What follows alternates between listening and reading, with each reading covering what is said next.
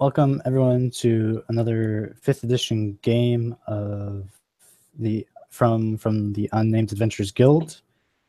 Today we only have 2 players for our Great Forest Mega Dungeon.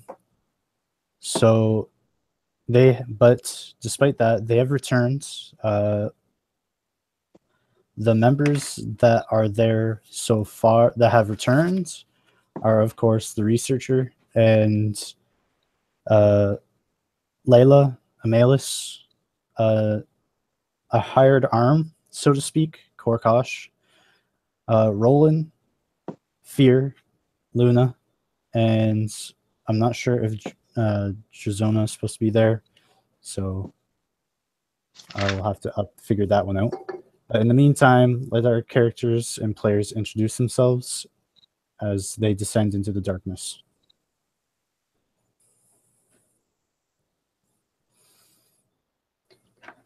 Let's start with Roland. I'm Gerald Dempsey. I'll be playing Roland.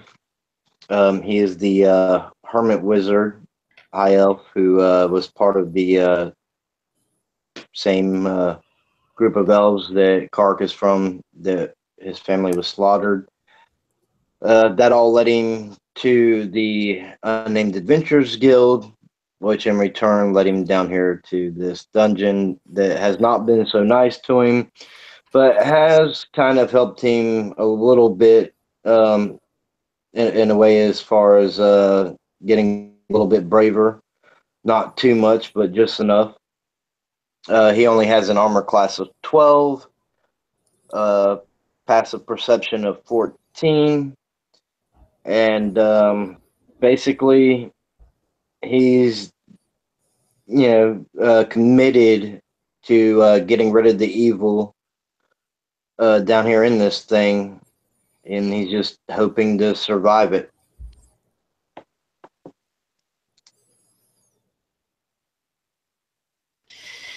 Hello, my name is Lionel. I am going to play this time Amalis Nervlis.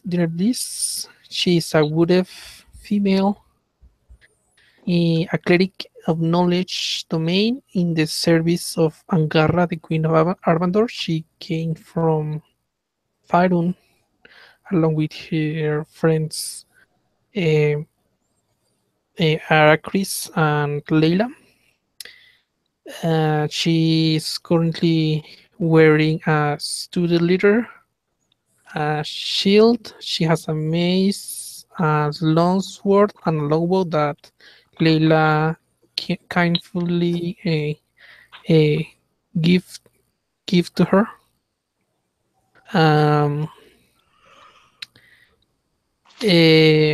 She is proficient in cartographer tools, and that's the main reason she is going to go in, because she's mapping the dungeon for the characters not to get lost. But she's also sneaky and proficient in thief tools in case the party needs to open a locked door or lock a chest or something like that. And joining them will be an NPC simply called Korkosh of the Mountains.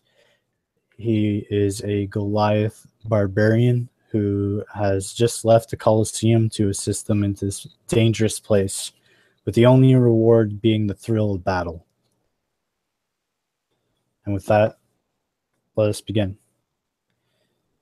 Korkosh leads the two of you down the first set of steps that leads the two of you into this dreadful place. His torchlight enhancing your dark vision, as well as his vision. You can see the first 3 entrances that Roland is now so familiar with. A path, an opening to the left, which leads to what he believes is an empty room. A pathway down the middle, an opening in the middle, which leads to a room where not only have they killed 4 gnolls already, but a specter of a gnoll that came back to life and sought revenge. And to the right, where not only he himself fell, but somebody else has died in there to dangerous spiders.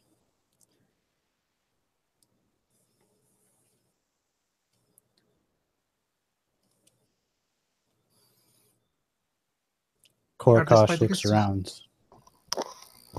Are He the can't spiders see still very around? far ahead. Isn't that a good question?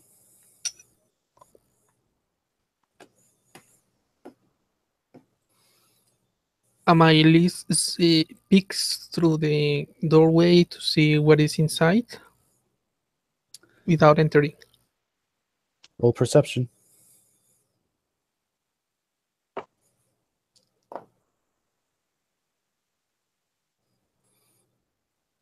Number 8. You don't hear anything in there.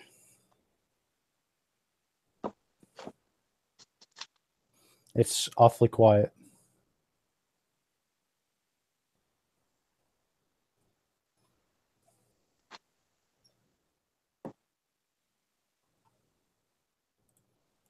Can't hear anything.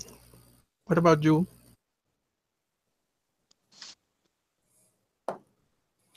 Korkosh says, nope. I hear nothing.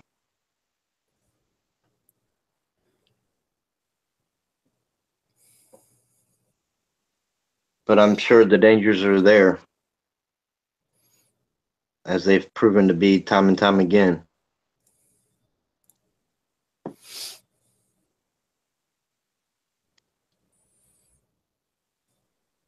He perks up. Korkosh perks up when you hear dangers, and he says, should I move forward then?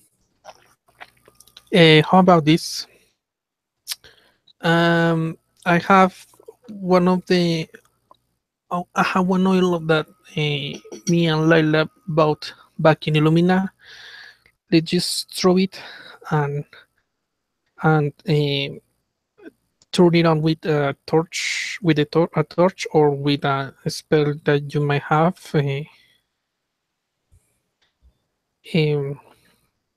Roland.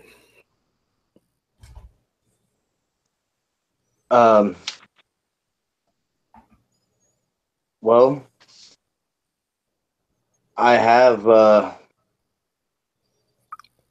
ways of creating fire. Yes. Okay. Can Amalie see how big is the room? You can tell that it's about 20 feet in length. However, you can't figure out the exact dimensions without going inside of it. 20 feet. So she would like to There's throw it. a 20-foot hallway between you and the room. 20-foot hallway? Yeah. So there's a 20-foot hallway in front of you, and then inside, and then there's the room. You can't tell how wide it is, but you can tell that there's another 20 feet to hit the wall. So she will want to throw the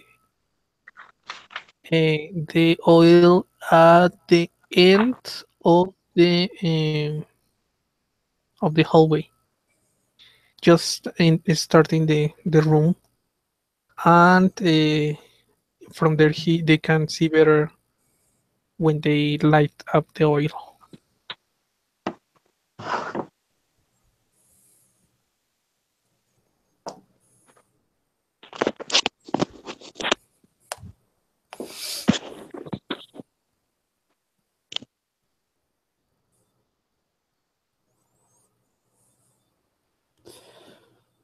All right, so the oil. Actually, make a ranged attack. Range attack. Yeah. Let me check. Will be plus 3. Will she be proficient on it? No. Or is okay. So d20, 1d20 plus 3. 9. It lands on the webbings, but it only lands about halfway. Lands halfway from your intended goal. Does it break? No, the webs catch it. Then she will use arrow to break it from there. Okay, make an attack. Why I'm rolling so low? 10. That's enough to hit it. So the arrow hits the oil and it breaks. The oil kind of splashes about and covers a bit of the webbing. Your turn.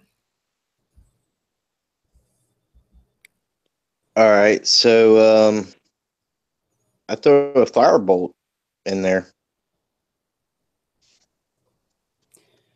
Roland, can I have you roll initiative?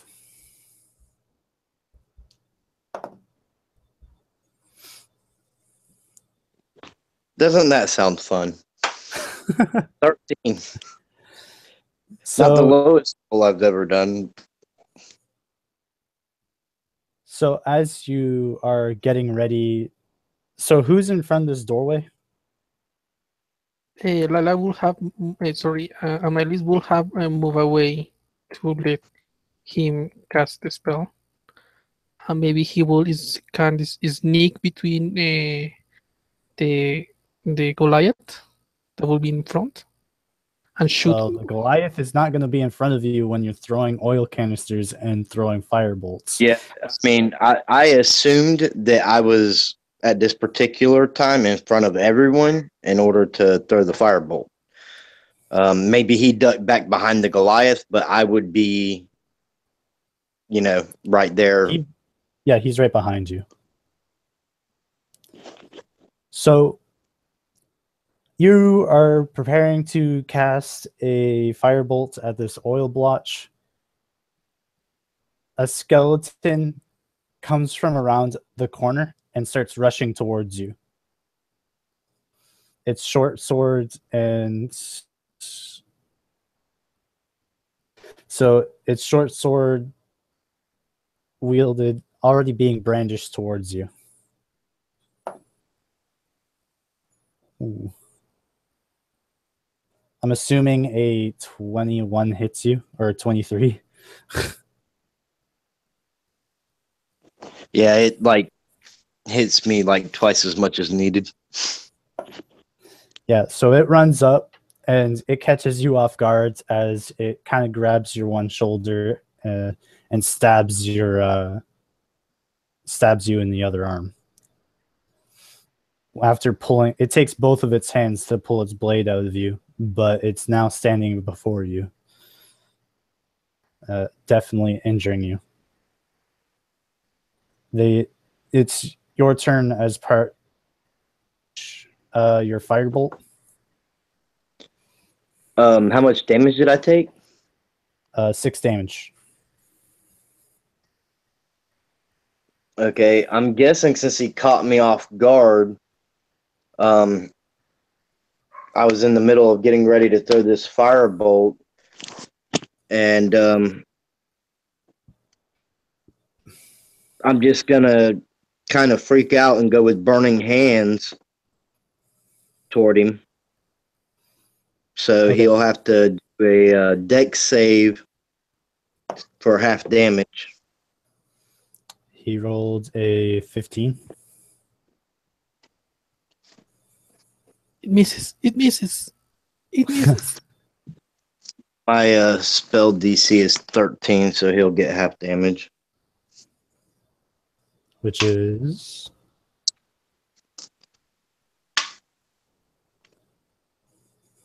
I rolled 11, so that would be 5. So yeah, Now, these... in this particular instance, I roll a 4 on a 4-sided dice twice. But when I need my life to depend on it, I roll a 1 on a 20. So you cast Burning Hands, and of course, it's already attacked. It can't do anything else.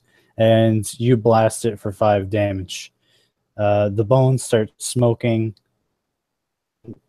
From behind comes another skeleton. Did they? And How, I use movement to duck behind the big fellow that we brought with us for such situations. Yeah, so you move away. The other skeleton gets a reaction on you for moving away from him. Does a 17 hit? Yes. He does another 6 damage. All right. Question: how far does the spell area is or cone? I think it's a 15-foot cone. So will that trigger the oil?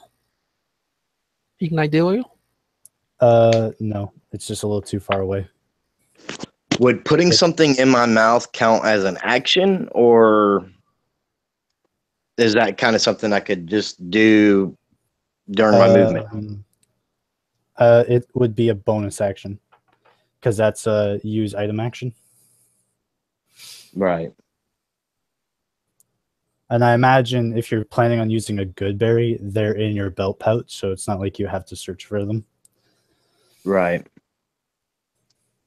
Was your initiative 13, right? Yeah, Roland? 13. 13, yeah. Okay. So basically, this is a surprise round where because Roland was doing something, he gets to be a part of it. Okay. So yeah, after getting stabbed and finishing your burning hands, you turn around to run away, and it cuts your back, and you stumble behind the Goliath, who kind of huffs at this kind of deception.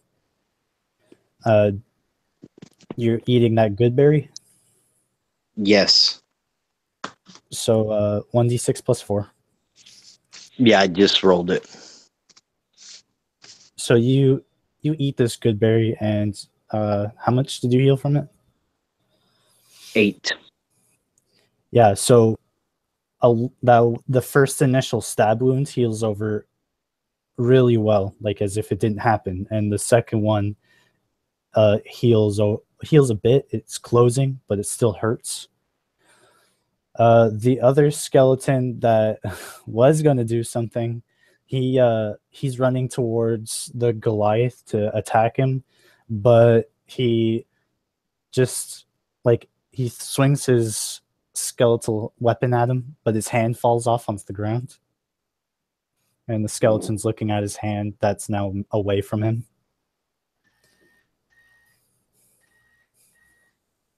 And he's looking up at this big Goliath who's just getting ready to bash his head in.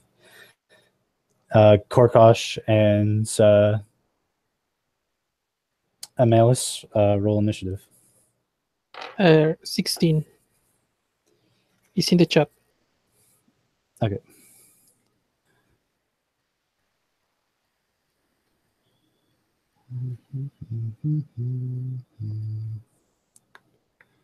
Roland, you rolled a 13? Yes. Okay. So, Amalis, it's your turn first. Okay. I'm imagining what's your dex? What's your dex? 16. Okay, so yeah, you go first. I'm imagining the Goliath is in front, taking kind of covering her. She will move back, switch to her shield, and use Secret Flame on the skeleton she can see. It's a DC, let me tell you, DC 14. All right, roll critical damage. Wow. So 2d8.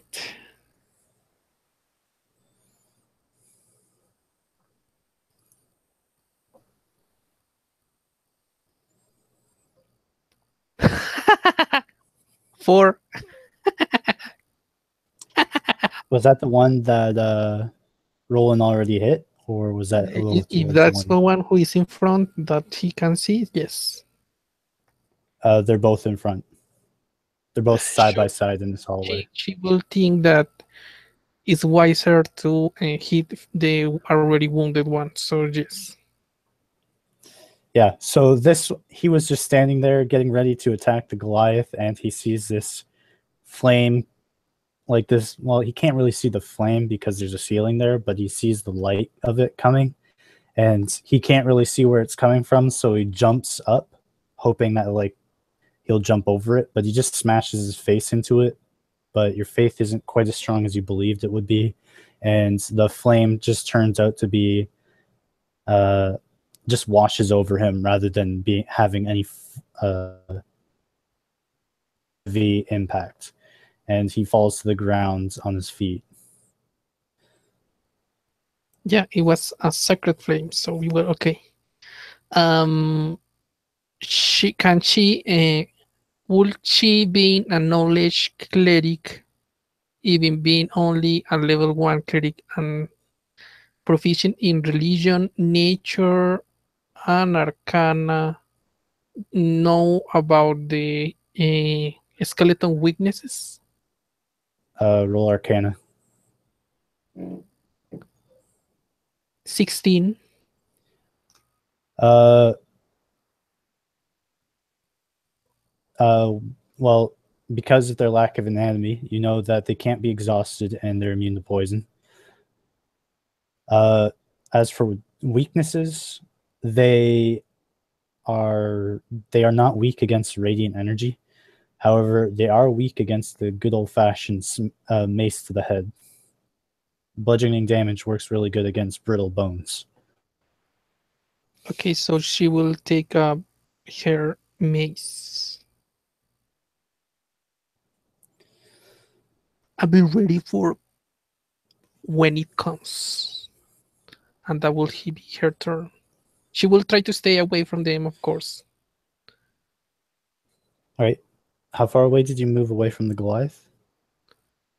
Let's say a Sacred Flame has a range of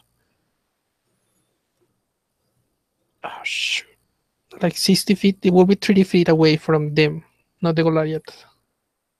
Okay, so you basically you put your back against the wall on the other side of the hallway.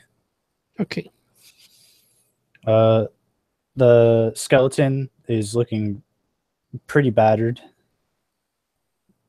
He looks over to the Goliath and slices towards him. The skeleton means business, man. The Goliath gets stabbed in the stomach for 6 points of damage, and he grunts. Roland, your turn. The Goliath has just been stabbed. All right.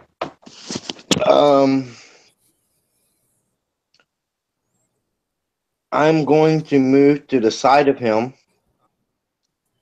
so that I don't accidentally get him with this. I'm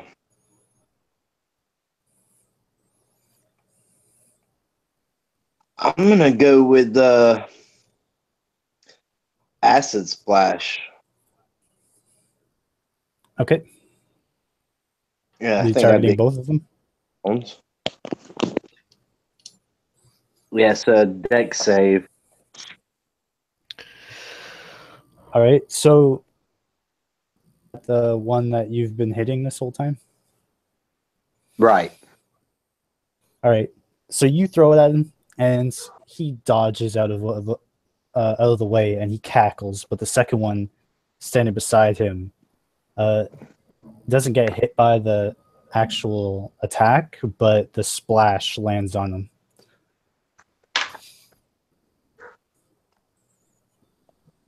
It'd be 2 damage. Yeah, the acid sizzles against the bones, and you can hear it working, but there's not a lot of it splashed on him. The other skeleton attacks the Goliath, but he misses. He swings with both two-handed short sword attack, but it's just not enough. Korkosh is now aware of them and what they can do.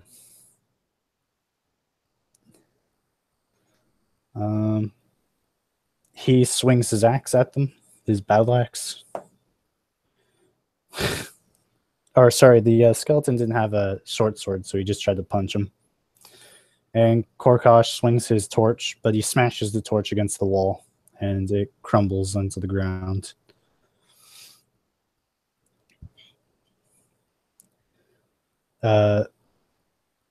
He enters... well, he doesn't enter. So, with that, it is Amalus, it's your turn. So, Korkosh swung at the skeleton and smashed his torch against the wall and broke it. She will cast another Sacred Flame. Oh wait, she will move and attack with her mace, the wounded one. Roland is kind of in the way. Then she will use Sacred Flame again against that one. Okay. If he makes the save, he rolled an 18 on his dexterity save. 1 point of damage. Does it do half or does it miss? 1 point of damage if he saves his half, but half of one will be 1. I thought it was a miss. DC 14, so he passes.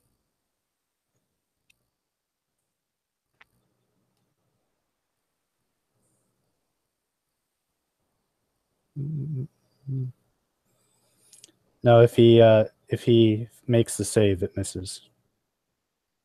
Right? If he fails, he takes Let me damage. check. The target must succeed on dexterity saving throw or take 1d8 radiant damage. Okay, so he does not take damage. So the skeleton actually manages to predict where this flame is coming from this time, and he maneuvers out of the way. He then is going to make another attack at the big Goliath. And hits him for 7 damage. Korkosh is pretty battered and fairly wounded after being stabbed twice.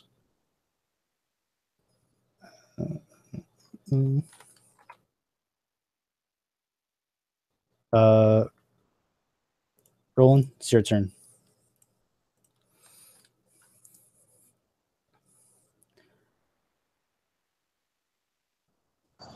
I'm going to give our friend a good berry. We definitely need him to hang in there. And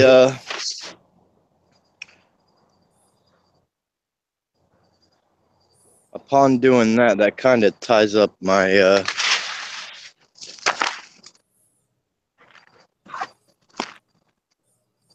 I guess I'll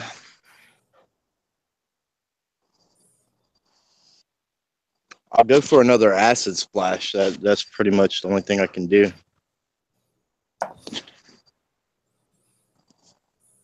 And the save is 13. So he just does make it. Yeah, so yeah, they the acid splash flies right past them, and they both manage to dodge the splash.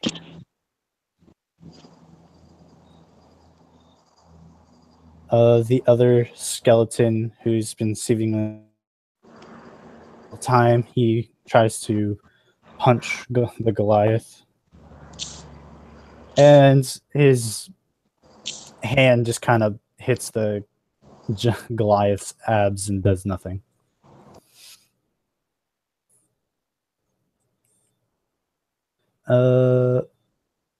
That's Korkosh's turn. He's going to attack the skeleton in front of him with a Barbarian Rage and hits him, dealing 8 points of damage. The fresh skeleton is rattles as the axe just smashes against his head, and he fixes his head. Then, so now it is Amalus, your turn.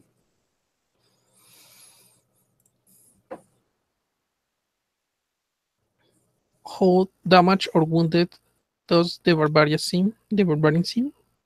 He seems pretty exhausted. You can see that Roland has given him a good berry, but because he raged, he couldn't eat it. She would prefer for him to have an attack than to have to eat the berries, so she will cast Cure Wounds on him. Okay. How much do you heal? Rolling, sorry. Cure Wounds. 10 points. Yeah, so he's looking a lot better now. Most of the damage that he's received from the short sword attacks have definitely healed over.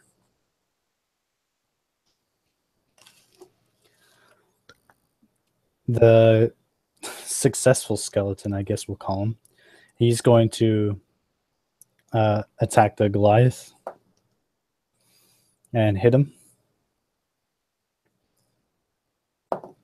dealing only 2 damage.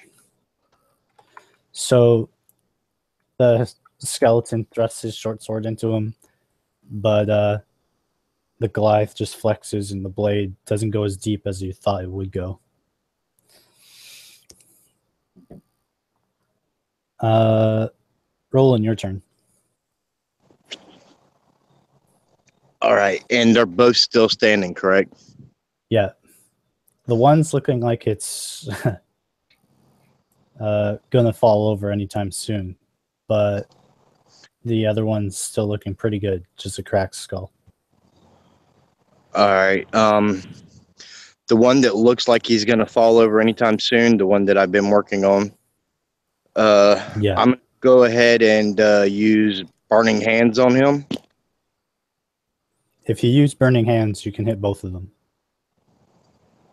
Okay. They're standing side by side, so. I didn't realize they were that close. Yeah, roll for damage. They made their saves.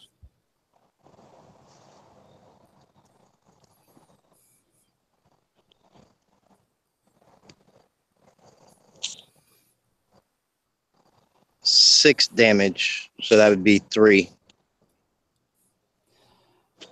Yeah, so the one skeleton that you've been focusing on this whole time, focusing all your energy on, it looks like he would have jumped away successfully, but it doesn't seem like his negative energy can hold him together anymore. And he jumps in the air and the flame cascades over him, and you can see his body just kind of separate and drift apart as your magic kind of blows him back. That's how we cremate shit around here. Yeah, his bones just scatter around in the other room.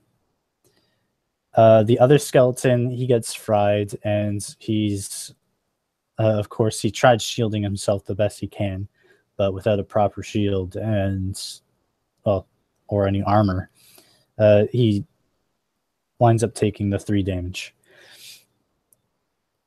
He seems to be on his last legs, literally. This skeleton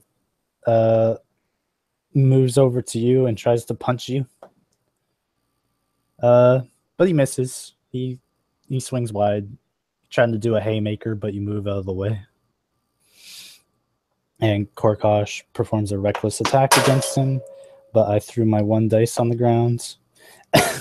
But it hits him. So that's a failure. No. I mean, the skeleton can keep stabbing you guys if you want. So, yeah, it looks like a fierce attack, but it's only a glancing blow, but it's enough to cause the skeleton to get dizzy, and the negative energy just kind of rattles out of him, and it collapses on the ground.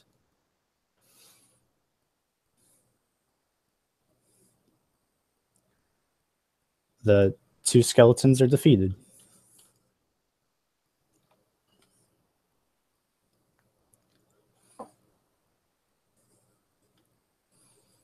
Korkosh ends his barbarian's rage and eats the good berry.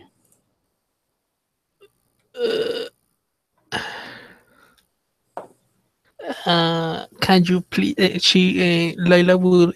Amalis will pick up her longbow again and ask for, is anyone else injured or in need of help? Roland's the only one who's got any injuries, I believe. At the start of the combat, he got damaged. Roland, could you please ignite the oil now? I hope the room is empty, but I need a clear sight. Yeah, let's try this one more time. So I go ahead and I throw a firebolt in there. Yeah, the webs catch on fire, and it takes. Do you wait for the fire to go out? Is blocking all the entrance, all the hall. Well, I mean, the burning hands cleared out the hallways. But you guys, like, letting the oil burn and watching the webs burn, it takes about 2 minutes. Can sneak and peek on that room, she will do so. If the burning oil prevents her to get close enough to see, she will wait. Okay, so it takes about 2 minutes for the flaming webs to finally wither away. But eventually, it looks like it's safe to go through. All the webs are gone. Okay. She will sneak and then peek. So I just close this every time. Amalis. Stealth. Nope. I roll an 8. Congratulations, you succeed. You're okay, so you're in this what you guys have designated as the spider room, but with no webs and no spiders. This room seems to be quite clear now. Okay. Looking for secret doors, stuff like that. I definitely feel better now. Roll investigation. 17. I'm gonna help him look.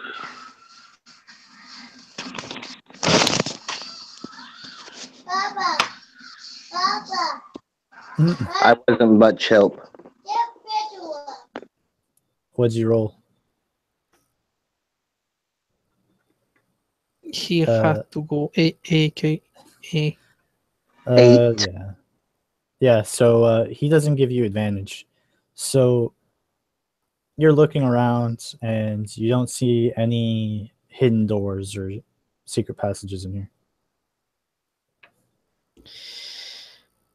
Amelis will map up the room and say, are you ready for the next one or should we rest?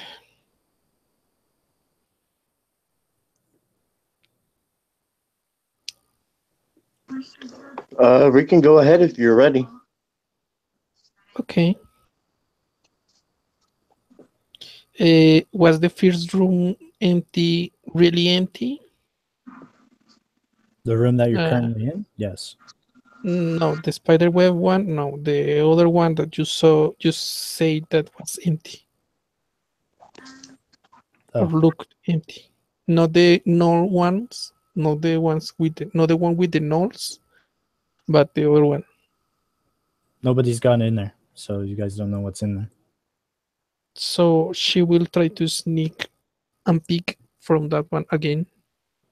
She will use this time a mirror from her thieves' tools through the lower corner.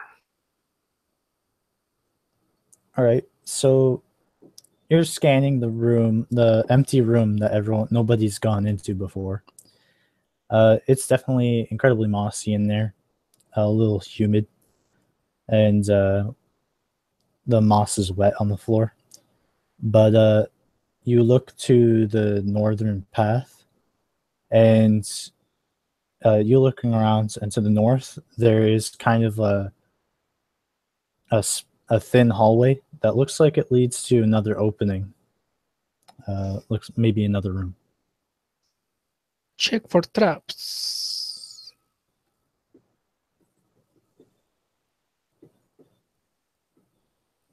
Roll investigation. Natural 20, total 23. Nothing in this room. You scour this place head, bottom, top. Check the floors, check the ceilings, check the walls. There's absolutely nothing special about this room. No traps, no secret doors. Nothing really jumps out at you. She will map it up.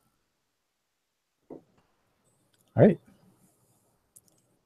So this room is mostly square, but there's a little hallway that goes about 30 feet. It's about 5 feet wide that goes to the north.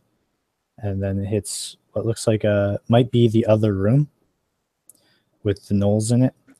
And then it goes off to the west at the end of that hallway.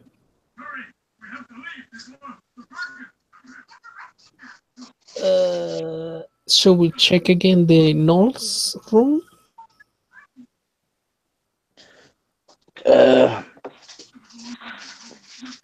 Maybe for no one to sneak at our backs, we should just go and check. What do you say? All right, sounds good to me. We got a nice bodyguard here with us.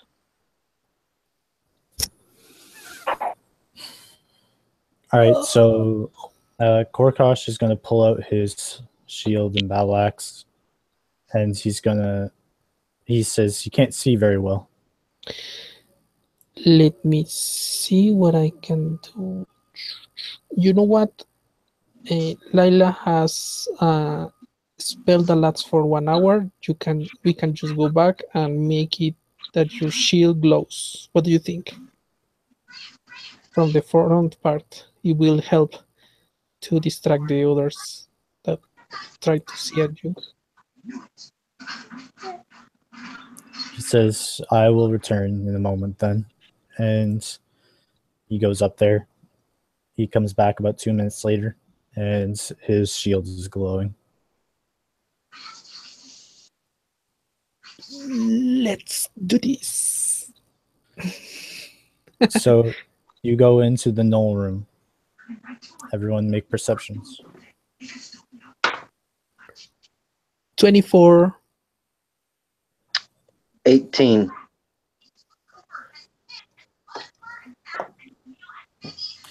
Yeah, you Roland, you hear what sounds like something sleeping inside one of the null bodies.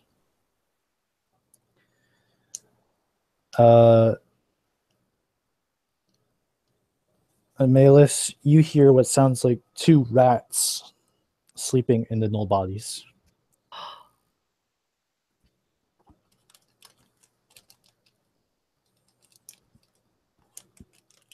Korkosh doesn't seem to notice. Can you repeat it?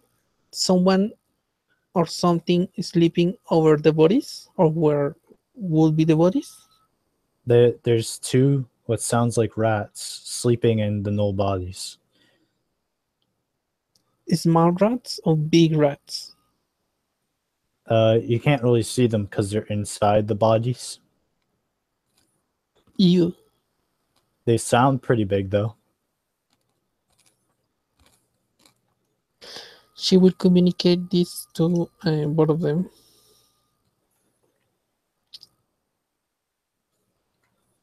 Korkosh says, "Do you want me to take a look?"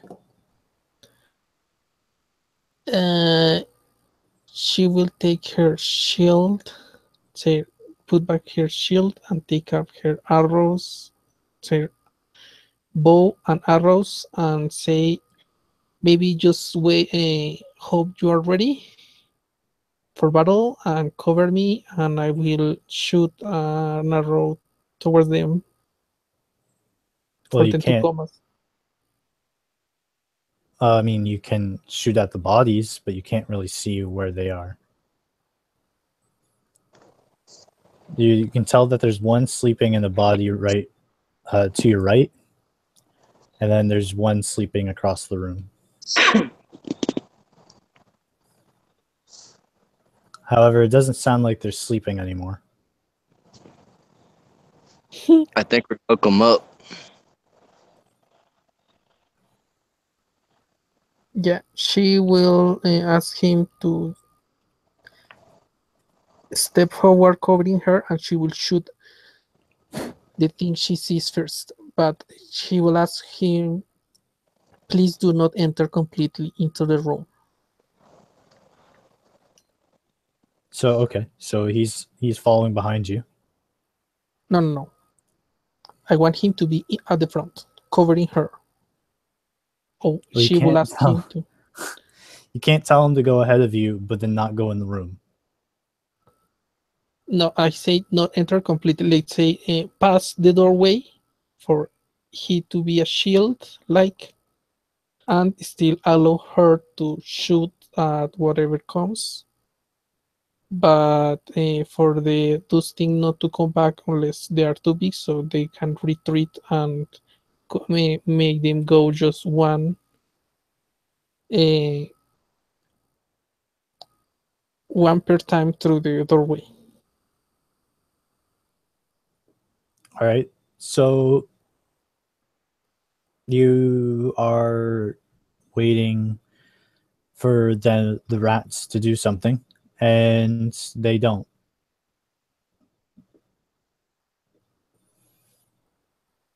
You can hear them smelling. How far are them?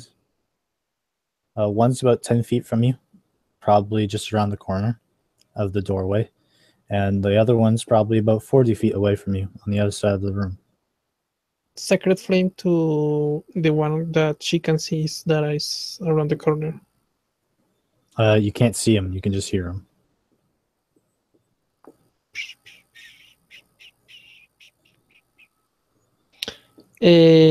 Ronald, help me here.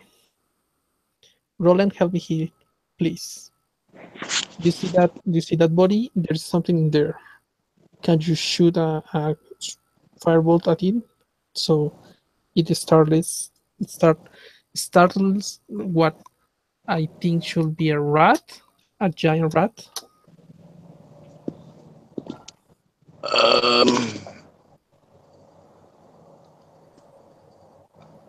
It's like 10 feet away.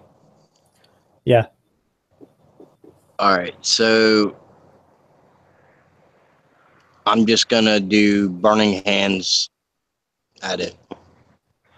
Burning Hands is a spell, right? Or Don't you be using your magic quite fireball. soon? Okay. Okay. Yeah, that way I'm using a cantrip.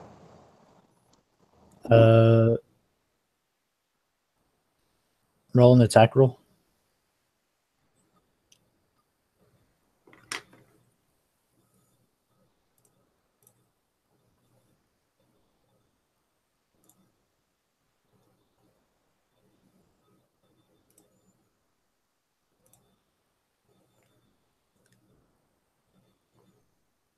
Seven.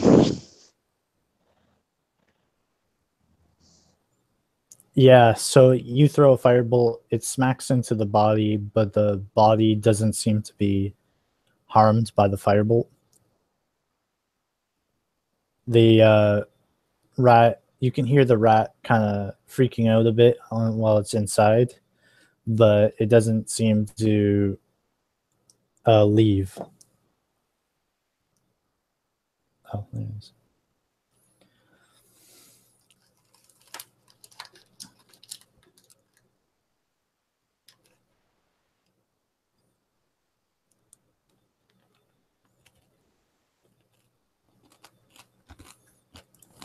Okay, I'm gonna walk in the room and take my staff and start beating at the body. It's a rat. Or I'm It's a assuming. giant rat. Korkosh loves your thinking process, and he joins in. Oh, make fresh attack rolls. Oh, yeah. That's good.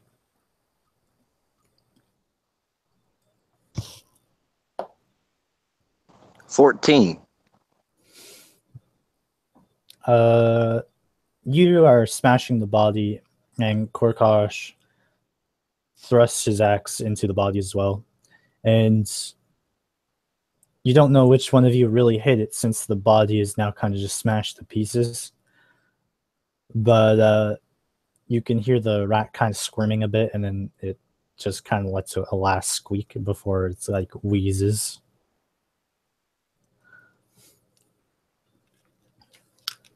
You stop beating it, and nothing moves afterwards. Well, that was effective. Baba. Yeah. Maybe the next one will want to run away. Try to run away.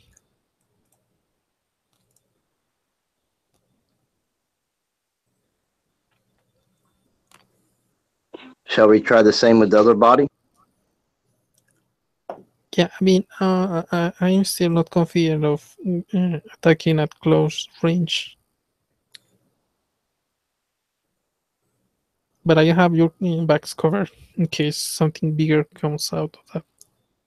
I can just shoot my bow. You can see that my list is not built for melee attacks. She's quite dexterous, but her strength is not that big. All right. Noticing the success with this body, Roland makes his way over to the other body and starts smashing at it. Yeah, so you both make your way over to it, and the giant rat actually comes out to attack you. She will have it looks- her. Sorry? Nothing. It misses. So it's started the round, same initiative, or another one? Well, no, this is a surprise round, so if you had a held action, use it. Okay, so she will shoot with her longbow. All right, roll to attack. 17, It 10 hits. points of damage. Yep. So you shoot the arrow and it hits the rat and it kind of like rolls over. Doesn't seem to put much of a fight otherwise. She will recover her arrow. She has shot 2 arrows. She will have recovered at least half of them. So, and will inspect the area. I guessing the switches for the uh, secret door are obvious now, and she will map No, it. it's open. So you don't know that there's a bookshelf there because it's completely hidden away But she was now. okay. But you know it's open and it leads to a bigger room. Roland would know this as the altar room, which is where they found the altar to Neural, the god of murder, and where they found the wounded sorcerer, who is actually still with you guys now that I think about it. She will map the whole thing down. She was in that room as well because she was the one who threw the pillar of uh, schools.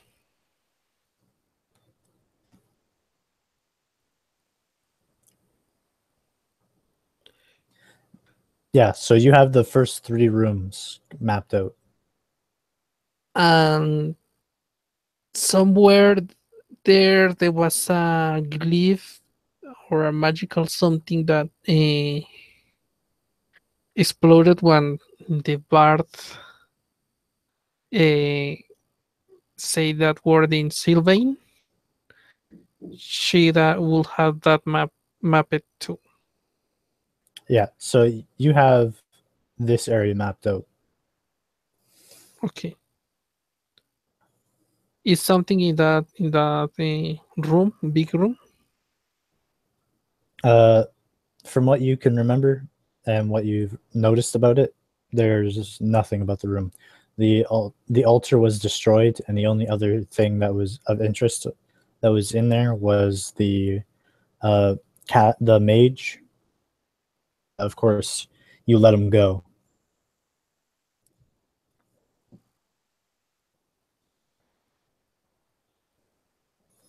I guess she would Okay. have been there when you heard about the to the west.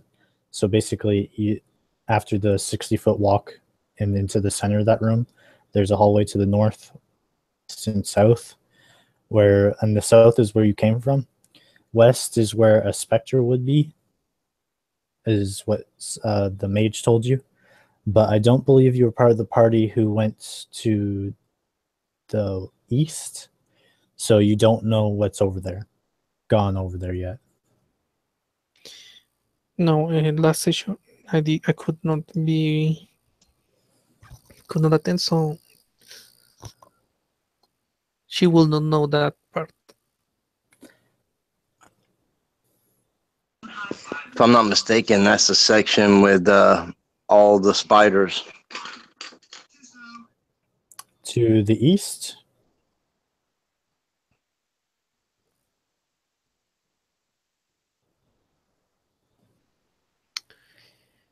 Uh, she will ask what's in there, and when he tells her, she will just peek through carefully with her mirror which way? through To the the hall. west. There is a hall in there. Okay, so you're still in the null room and you're looking down it with the mirror. Yeah. Okay. Yes.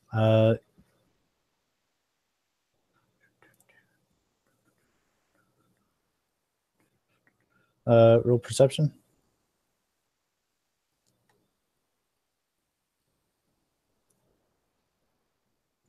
21. You see what looks like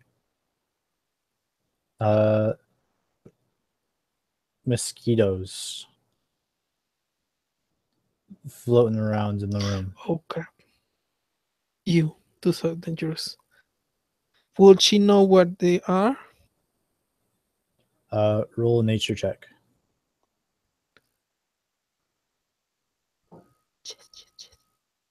Nope. An 8. She will back and tell them what she saw.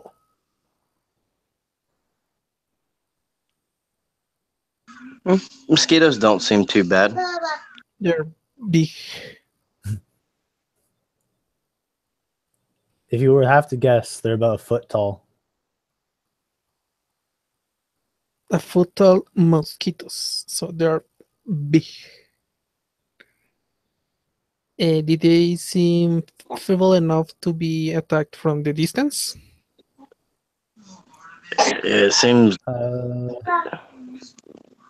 I mean, I am trying not to meta game here, but I think I know which one either.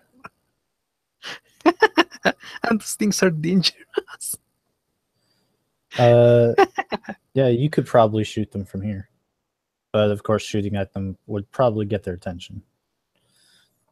Yeah.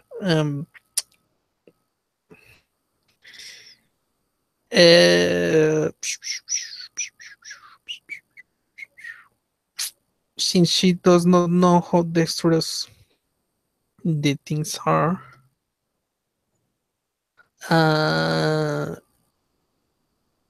she would.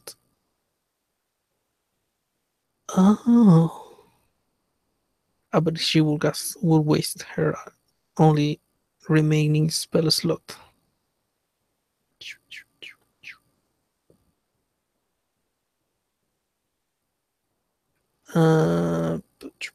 Let's see that she will ask them to be ready. She will ask them if they were ready to fight them. Yep. And if so, she will say that a good tactic will be hit and run to deal with them one at a time.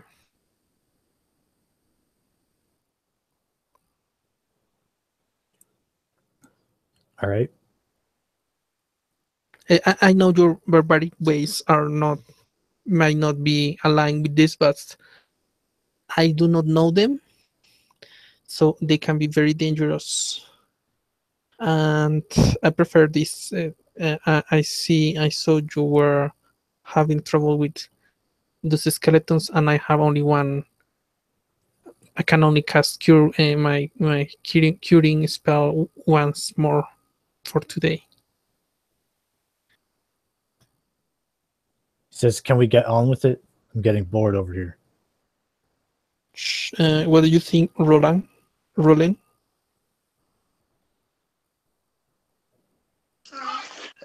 it look like a lot of mosquitoes?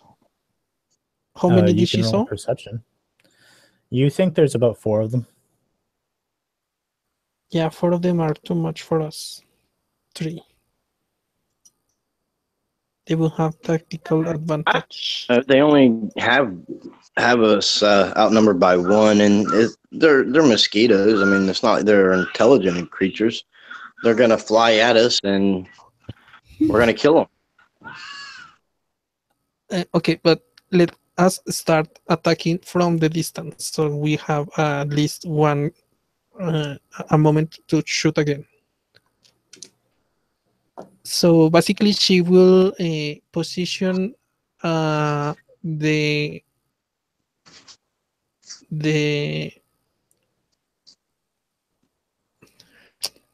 Goliath 30 feet away from the entrance. She will shoot from the distance from the entrance and move 30 feet away to be behind the barbarian. If I throw a firebolt in there, I might be able to take one of them out right off the get-go.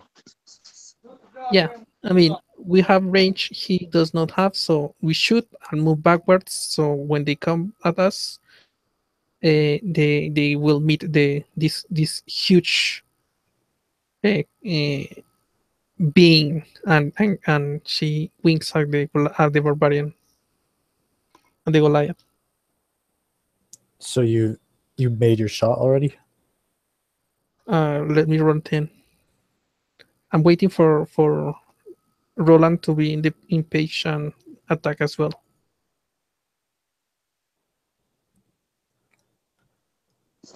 Yeah, I'll hurl a firebolt in there right off. All right. 22, 9 points of damage. Yeah. So roll for your firebolt.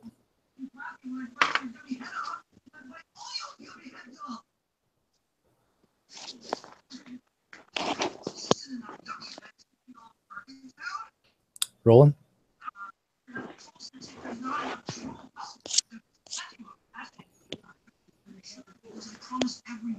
Sorry, I was looking for my dice.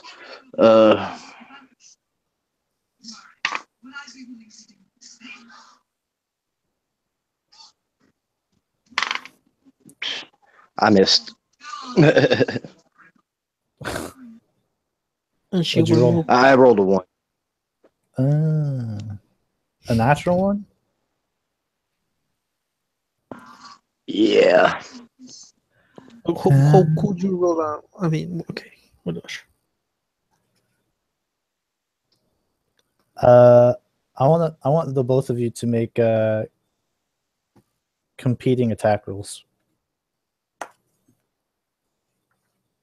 Competing attack rolls. Yeah.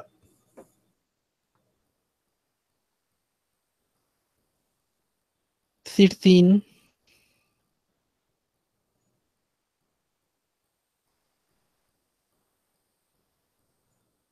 Using a longbow. Is that what you're asking? No.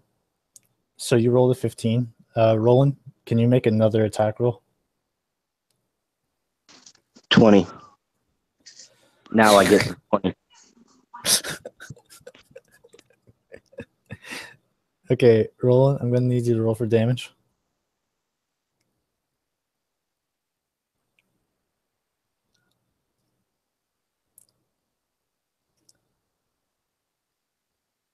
Stop hitting the cleric. 5. That's enough. So you both take your shots, and Amelis, you see your arrow perfectly lining up with a sturge, just kind of what looks like draining some dead gnolls, and it looks like it's going to hit, and then the firebolt slowly drifting towards your arrow, and before it hits the sturge, the firebolt hits your arrow and incinerates it in the air. Shoot. How far are them?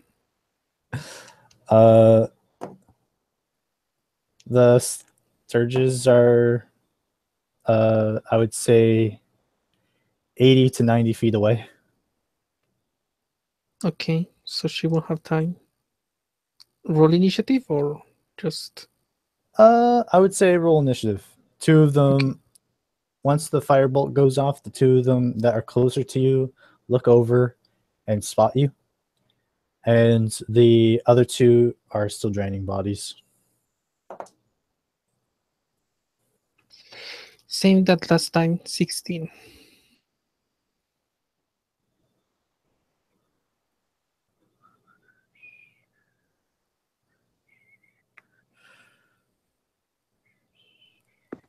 Seven. 7? Yeah. Okay, so 7, 8, 11. We'll just roll for these two.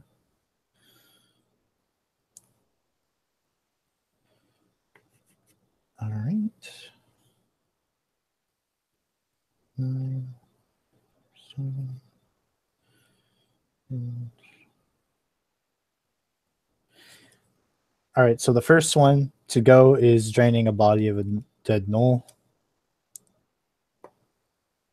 He spots you, but he's already performed his actions.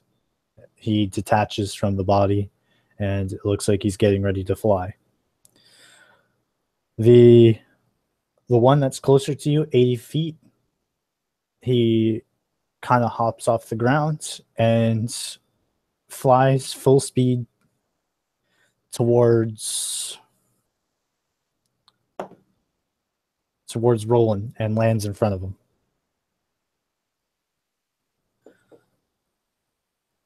Then it is Amalus, your turn. So you are adjacent to this sturge that has landed right in front of Roland, and it looks like it's getting ready to bite him.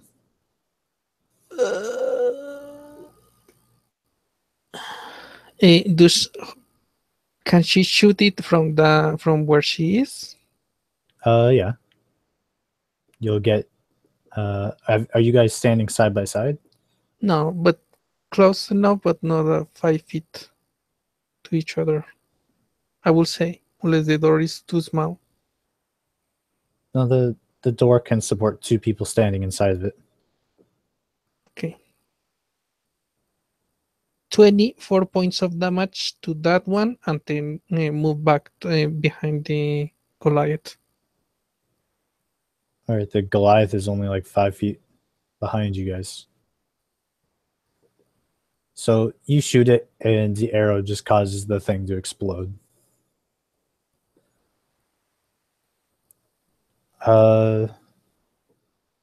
That means that is... So he's dead. The other Sturge gets up and flies to Roland. The other one notices what's going on, and he detaches himself from the annulled body.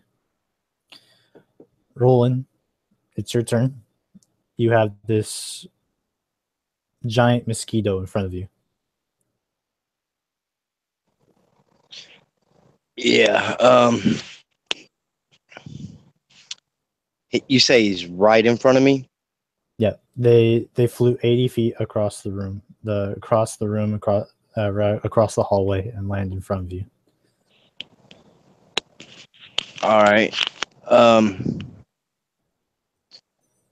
I'm gonna swat at it with my quarterstaff.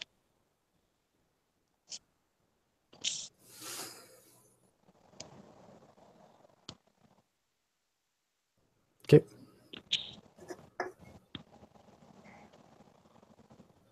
$11. Nope. You swing at it, and it buzzes over your quarterstaff. Korkosh then moves to where he moves to behind the mosquito, and he attacks it and hits it.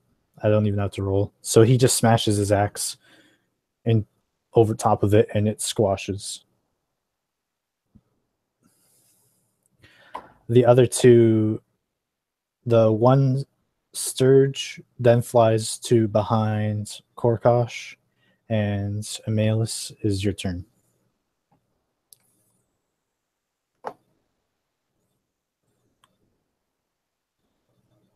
Does she have a line of sight? The Sturge has a bit of cover from Korkosh since he's standing behind him, but besides that, Then a sacred flame. the mosquito instinctively hovers to the side and avoids it. More than 14? Okay. Yeah, it got a 19. That's her turn. The that one is dead. The other Sturge flies to beside the other one and gets ready to bite Korkosh. Roland, your turn.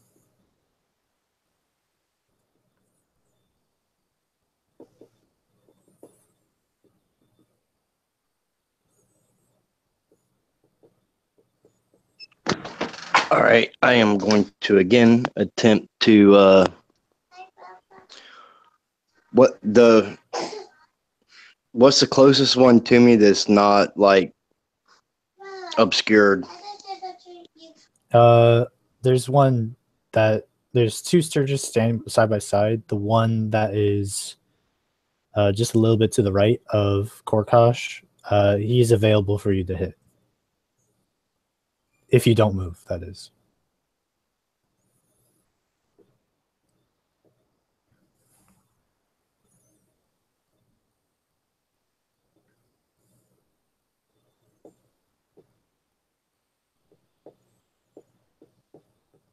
The two that are side by side, are they within 60 feet?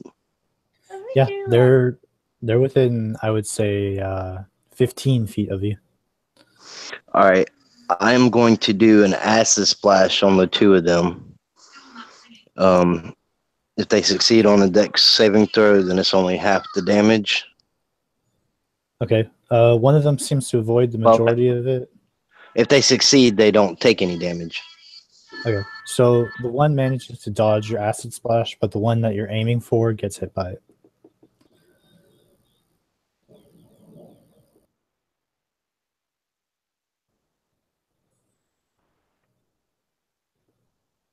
Roll for damage. All right, 5 damage. Yeah, the Sturge just gets hit by it and instantly melts. Korkosh turns around to swing at the Sturge and hits it. Don't need to roll for damage.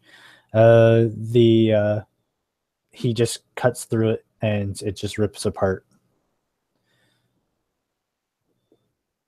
Now he's just surrounded by a mess of giant mosquitoes. And he just kind of whips his axe towards the floor, and like bits of it just fall on the ground.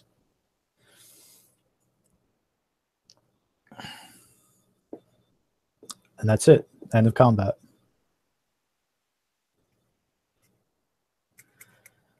So there's these 4 mosquito-like creatures laying on the ground before you.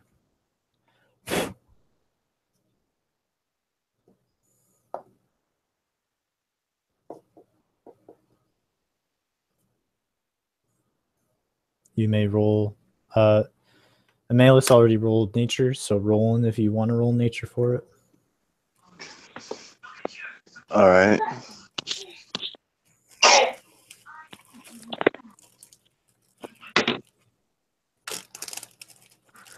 Uh, 19. Yeah.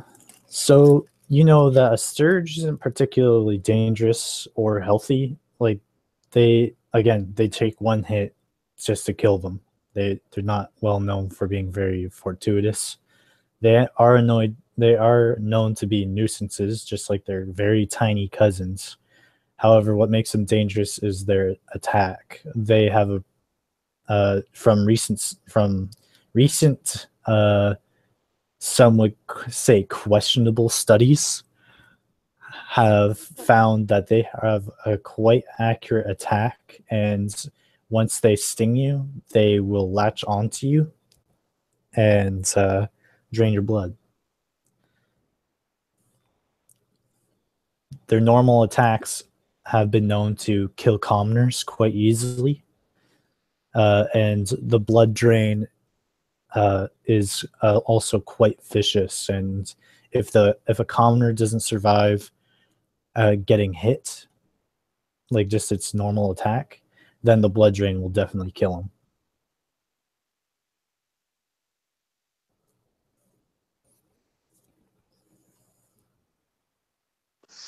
And the bodies are the dead gnoll bodies from before, or?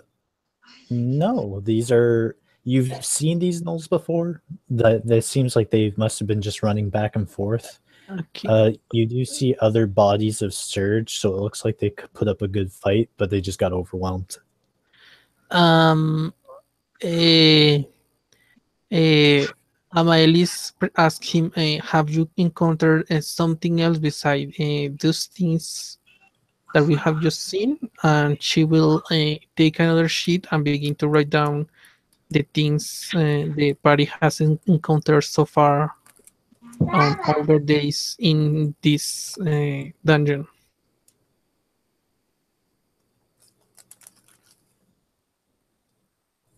That will be spiders, giant spiders, gnolls, skeletons, these things, rats, giant rats, and a specter.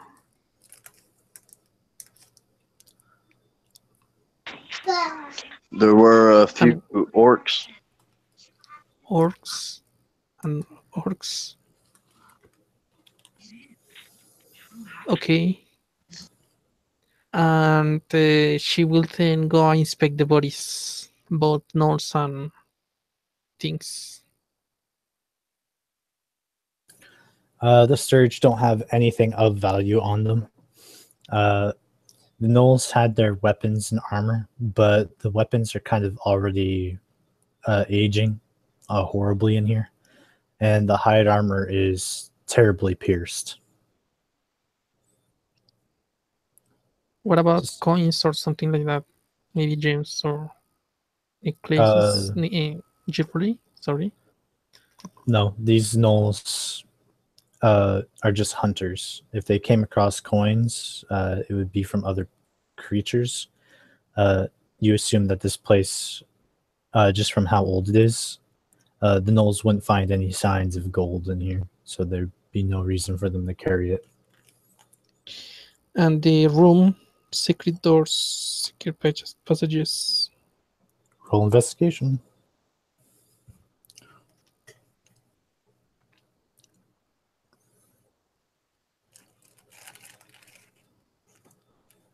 $11. No, just I you rolled see a signs of- 22.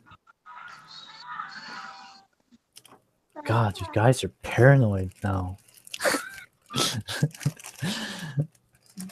Terrible. So, no, there's nothing in this room. There's just the 4 hallways that go north, south, east, and west. You guys came from the south. She will map down the room and the corridors. Have you picked one of those the last time you entered?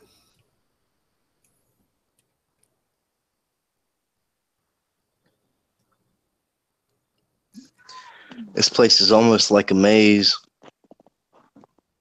That's what is always a good idea, to make a map. Eh,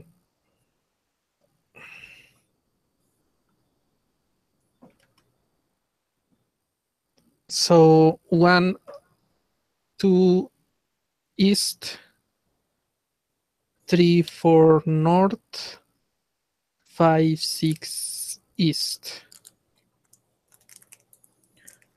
Pretty sure you said east twice, but Sorry.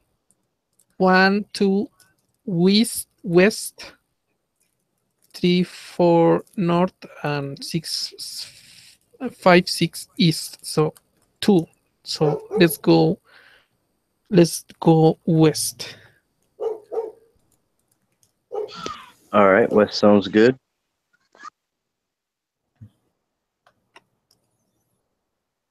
Check for traps.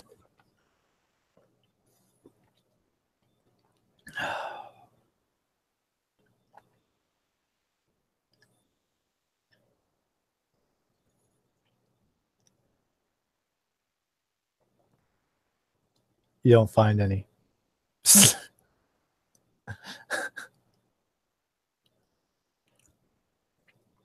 So you get to the door in this rather wide hallway. This is probably the one of the few doorways that actually has a door. It's wooden. It's old, but it does serve its purpose.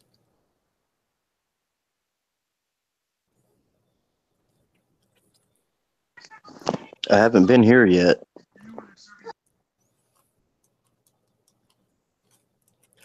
You would be correct. Investigating the door 21 for traps and stuff. It's so old that there's no way that if it did have traps, they would even be working on it. It does have a lock, but the door is so old and the mold on it has actually given away on the lock. And the lock is crooked, so even though it's technically locked in place, it's not held against anything, so there's nothing holding the door closed. She will back carefully, take her bow and ready an arrow, and ask the Goliath, could you please knock on the door? He says, what kind of knock are we talking about? A little further than a gentle push. He looks to Roland.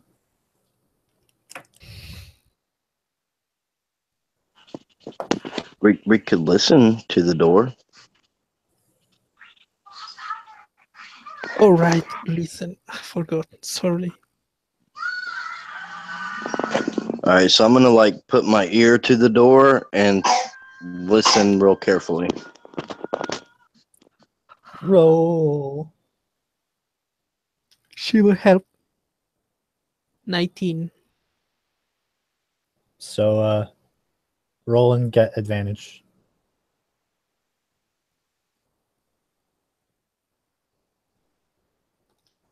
$17. You don't hear anything on the other side, but you do feel something on the other side. It kind of feels like the presence of the Knoll Spectre, but this presence feels cold but also calm.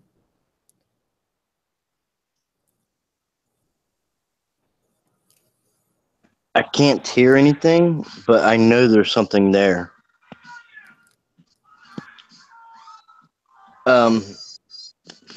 If she's still ready with her bow, then I gently push the door open. Well, as gently as I can with it, the disintegrating lock and all. If she knows that he's talking about the specter, she will switch to cast a spell. Depending on what appears, will be either Sacred Flame or using it to cast Guiding Bolt. Unless it seems friendly enough not to attack us. If not, she will keep with her longbow.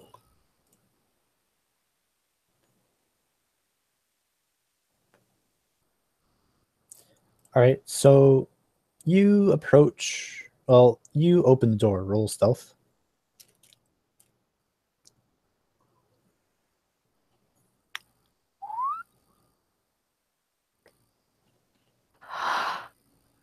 Two. So that'd be 4. Oh man! What you roll? What you even roll? Yeah. So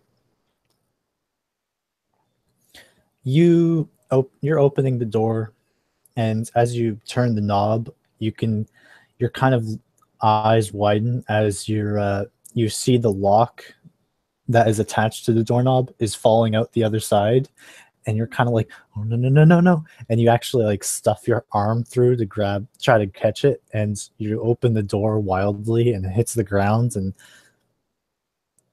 you're kind of looking through the door now, and the specter is just looking at you now. Hello?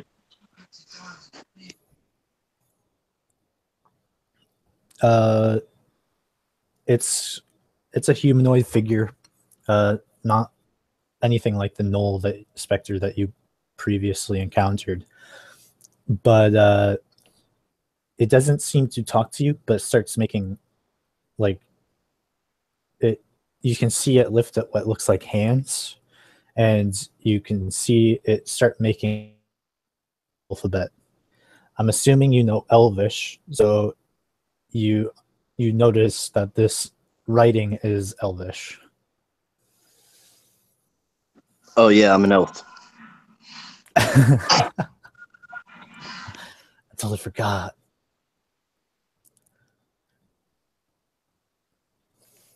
So basically, you're kind of reading what it's reading the script that it's putting in the air with its just finger and its hands, and it says, "What brings you here?"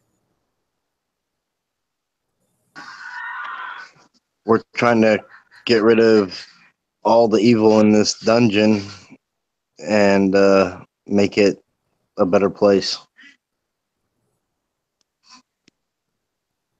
You can see him writing more symbols, and it says, "Then begin by removing the corpse in my resting place." Where's your resting place?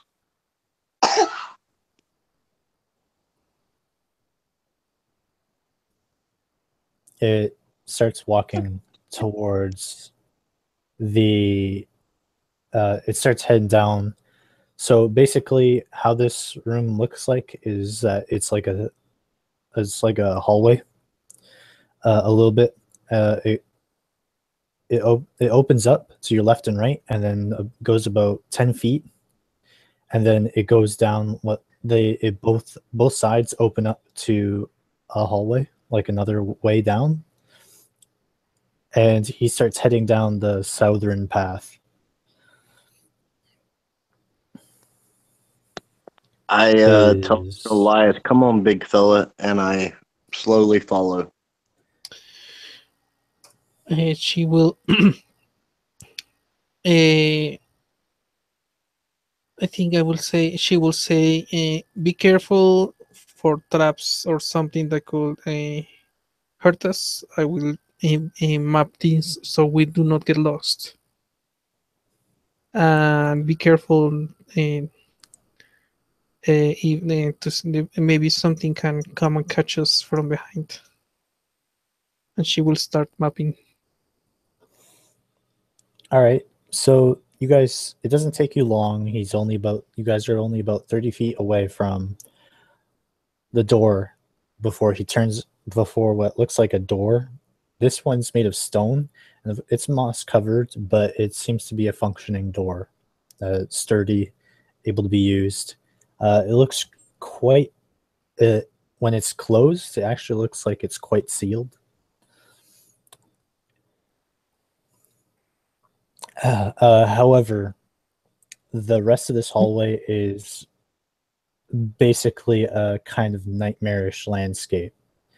The end of the hallway opens up to the left and the right to about a 15-foot wide hallway.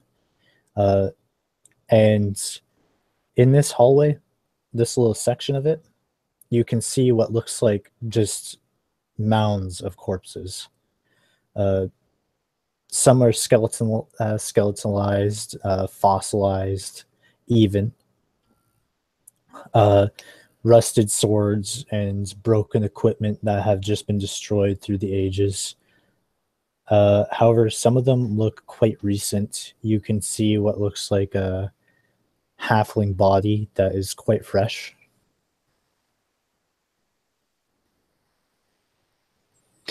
Natural 20, total 23 in investigation. Traps are shiny things. No, nothing. Well, I mean, there's just for shits and giggles, the halfling has a small gold ring on him. And send her prayers to her to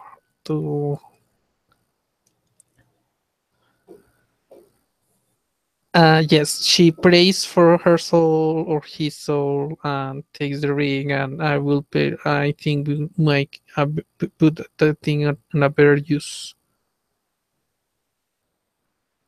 And traps in the door. No, it looks really heavy, but that's about it. It's open.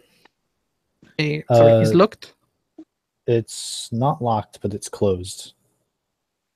I think I will not be able to open it if you I think our friend can help us get it open, though. He's a pretty big guy. I can assist, but I don't think I can do it myself. The only way you could really assist is if you got in between his legs, because the door is actually quite small. Okay. So no. Well, I mean, she's a woman, he's a guy. If she wants to get between his legs and help open this door, that's their business. No, maybe you can push him from behind to give him a better standing position. Well, Roland was a hermit, but he don't go that way.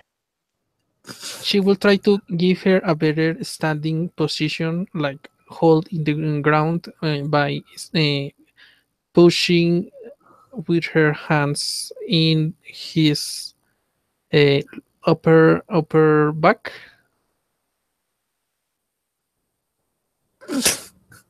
Will that count as helping? All right, so I mean, she is like pushing him so he can push, but nothing naughty or dirty in there. She's a she's a clean woman in so the service of Angara. he doesn't need to roll. He's definitely got enough lifting and pushing power to open this thing without a check. So you can see that it's not a push open door, it's actually a sliding door. So it's got like this long bar. So he's lifting it up and moving it to the side, and while he's doing that, you're kind of just put your hands on his back and start Oh pushing. no! You not say how it was going to be open. If that's the way it's going to be open, she would have not done so. Okay. So the specter Roland, the specter seems rather, since you've kind of encountered a specter and you're kind of used to seeing through their fog, you can see that the specter is awfully pleased for a bunch of people to go into this place that he's protecting. Pleased how?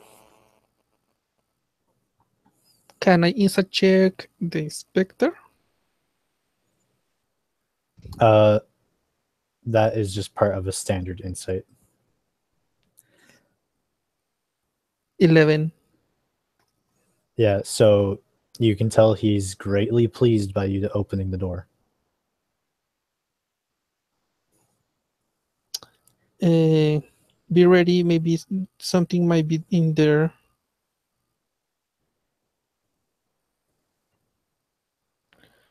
And she takes again her bow carefully.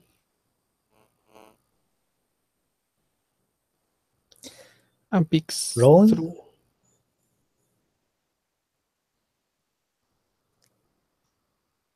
Is he away? Did you mute yourself? Do you know you're muted? Yeah, sorry. I got tied up. Not literally, but... Darn. So Roland, you know this specter is awfully pleased.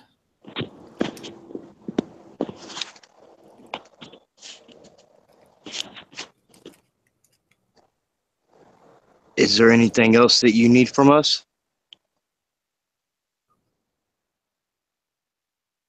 Guys, can I ask for a quick bathroom break? Sure. Thank you. He says he writes in the air. He says, "No, I just need you to go in there."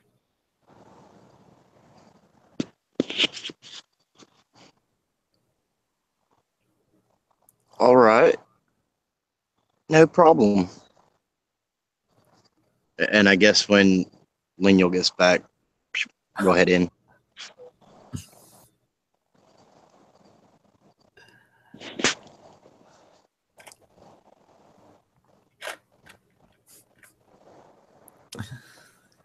Roland, I'm so sorry.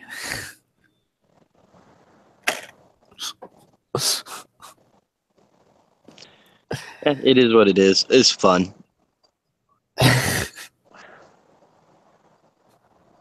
Somebody's about to get smacked.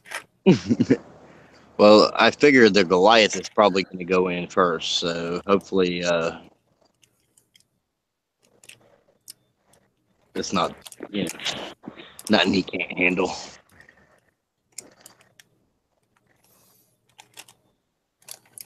I mean, unless he's just going to open the door and I don't know. I think we're both probably just pretty much hiding behind him. I think the way it's been going anyways. It's been working out so far. The skeletons put up a pretty nasty fight. I'm surprised that one skeleton rolled so high. I'm surprised he didn't crit. Yeah. Thank you for the good berries. I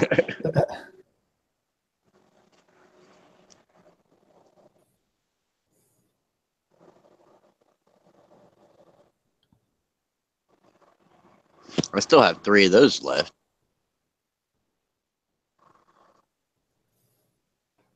Yeah, that is the truth.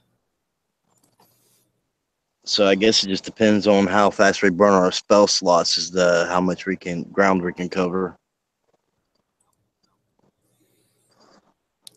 Well, you're level 3, so you got your level 2, don't you? Yeah, I got 2 level 2 spell slots. And I still have 2 level 1 spell slots. And then, of course, the cantrips, but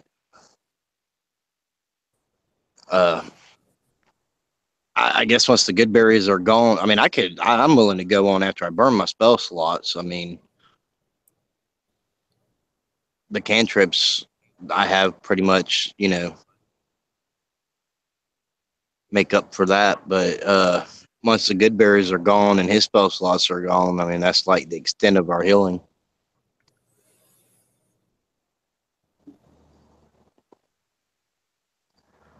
And I don't know what kind of spell slots he has left. I didn't even know he had cure wounds.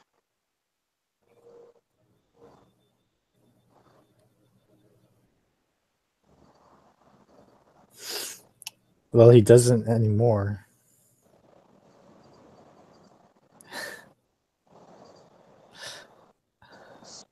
That's kind of funny. Mannequin pranks.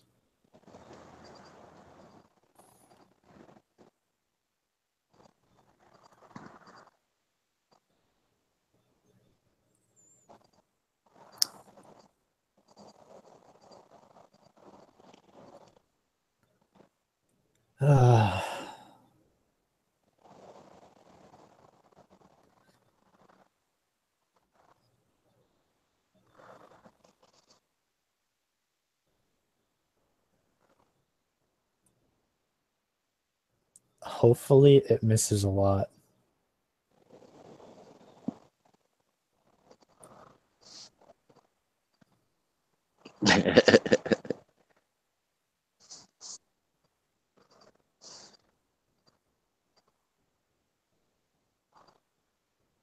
If not, the next group will find us.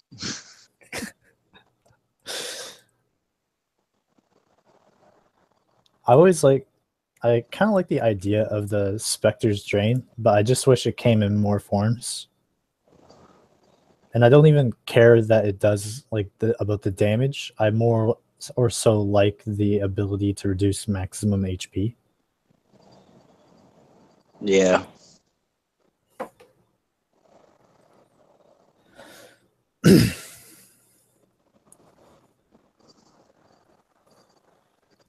But hey, it's super easy to hit.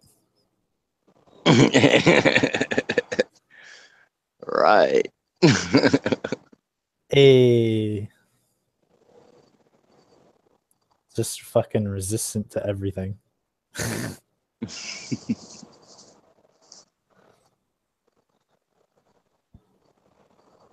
I don't know who thought it was fucking fair, man.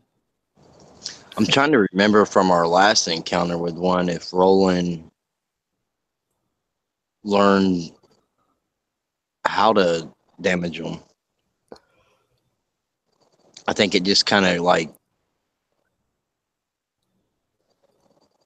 I'm not sure Gosh, if you made an arcane check on it.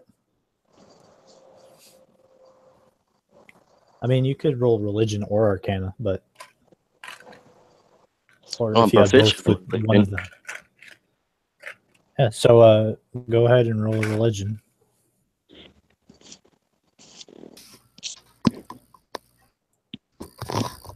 But is everyone alive? Still alive? No, everyone's fucking dead. So Amelie's You're ran stuck away in and the room. survived. Yeah, I rolled a No, 7 for religion, so Religion 14. proficiency is not in this particular area. Well, basically, the thing was hit by a specter was hit Layla. That's what she went down, and all that stuff was discussed after she recovered. I'm in this dude. They are basically resistant to almost everything, immune to non-magical weapons, and resistant to everything except radiant damage. Except for Roland doesn't know that. Okay. That's what we were talking about. I been, know that, but my character doesn't know that. After after Lila went down, she and Amaelis will have discussed that with the party because they saw an specter. All right, so this door is now open, and Korkosh is looking into it. Perception check Right to see what behind is you, the giant. You can roll it if you want. 15. You see a body in a sense. You see actually a lot of bodies in here. Although most of them are actually really well kept because of the sealed room. As a matter of fact, the freshest body looks like it's only been in here for about a day, and you can still see the terrified expression on her face as it's kind of like frozen solid. She's even still holding her sword. The sword is rather interesting as it seems to have some symbols on it. On the left side of the room, there is some sort of what looks like a large gem with, I would probably say, an amethyst just sitting on a pedestal.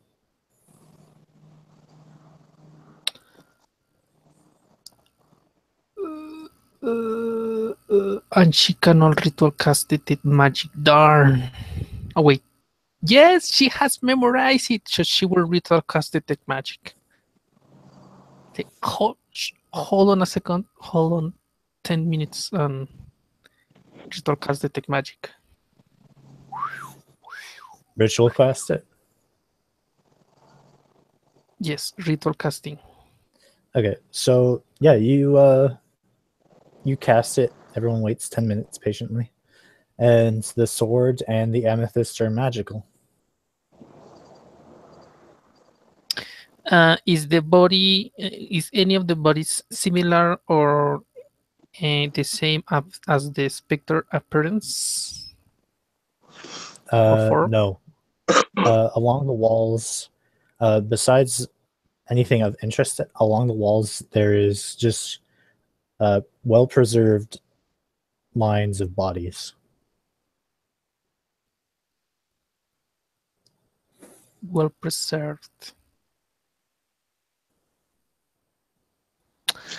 I wonder think if we this should thing's not like enter. leading us here to like seal us up in this room. I think we should not enter. Not like this or simply like that. She turns back to see the specter. What the specter is doing. He's standing there. He seems to be waiting for something. I ask him, how did these bodies get here? He writes, "It is a grave for my brethren."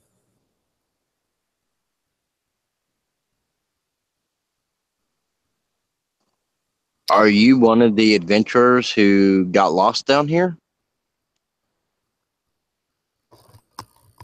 No.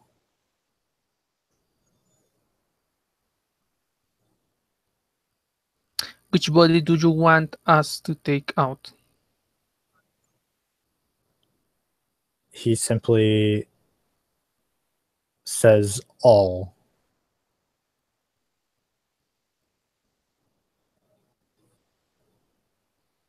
Does not matter does it matter the condition we take them out?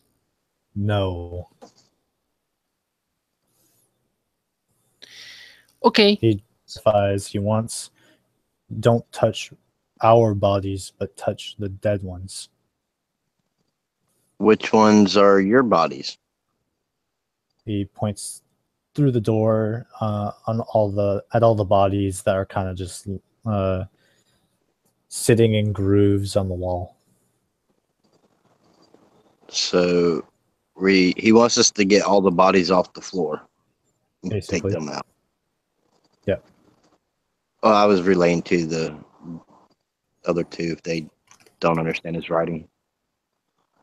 She's a wood elf, so she knows elf. Okay. So I'm guessing the only one missing would be the Goliath. So Karka says, "Well, I guess I'll start moving them out then." right. Sure, I will keep a watch with my bow ready. Something begins to move. I'll go in behind him and grab like the closest body that he doesn't grab and struggle out with it.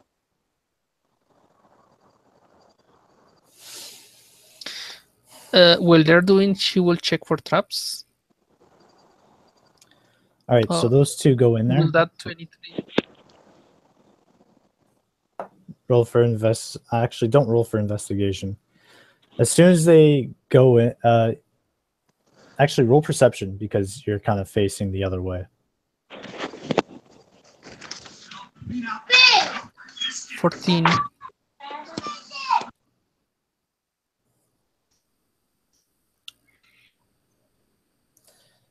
All right.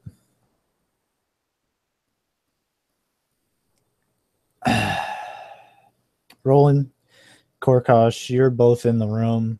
Just you're picking up the bodies. They're rather frigid and cold, and you're getting ready to pick them up. Amelis, you are watching over them, making sure nothing happens. When suddenly you just hear this loud elven yell behind you, and an evil presence overwhelms you.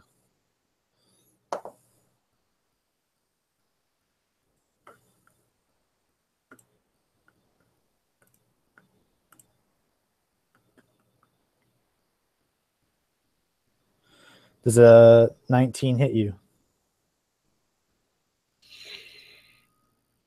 Yes, it does. Roll a Constitution saving throw.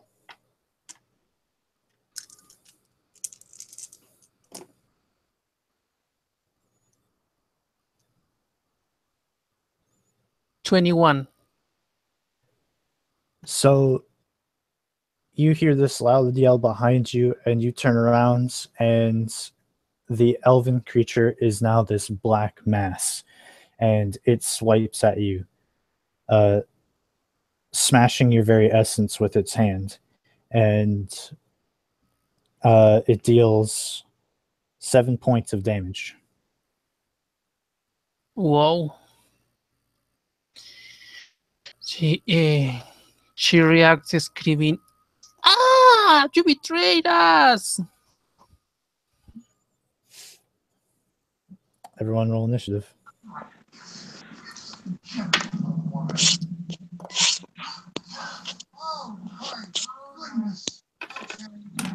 Four.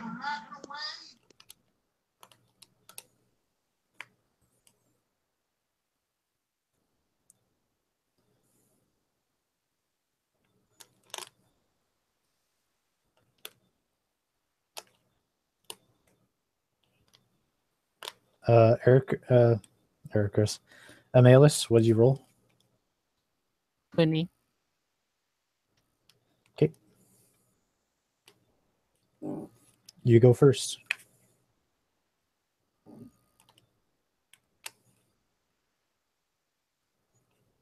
She would like to disengage.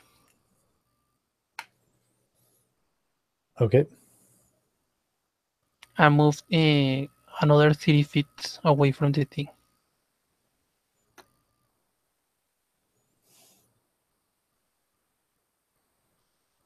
Okay. It goes next, and it's going to fly up to the Goliath and hits him. Oh, that's not good.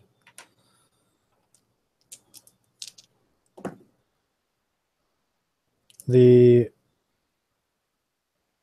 Korkosh gets a hand through his chest, and you can see his very life essence wither away from him as he takes 8 damage.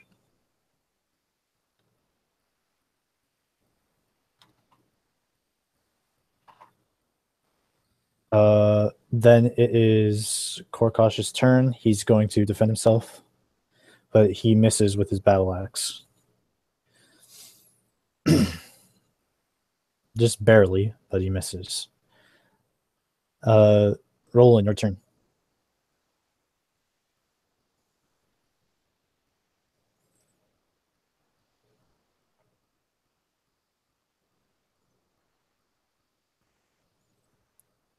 Roland. All right. I'm gonna throw Ray of Frost at it. Roll for your attack.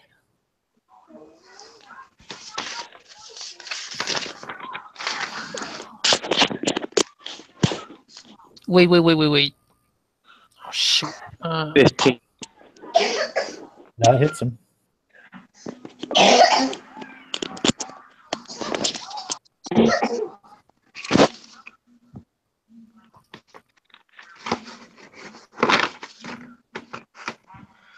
For 2 damage. Yeah, so your Ray of Frost hits him, and he seems like it's barely phased him. Although you can see even the chill of Ray of Frost affects him. And you can see that the mist around him slows down.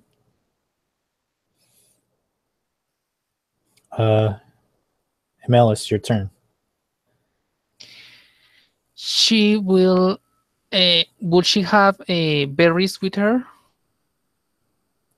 I believe Roland has them all. I don't recall him handing any out beforehand. Okay, so she will cast Guiding Bolt. Here, only attempt to damage the thing. And if that does not work, she will just run away. Okay.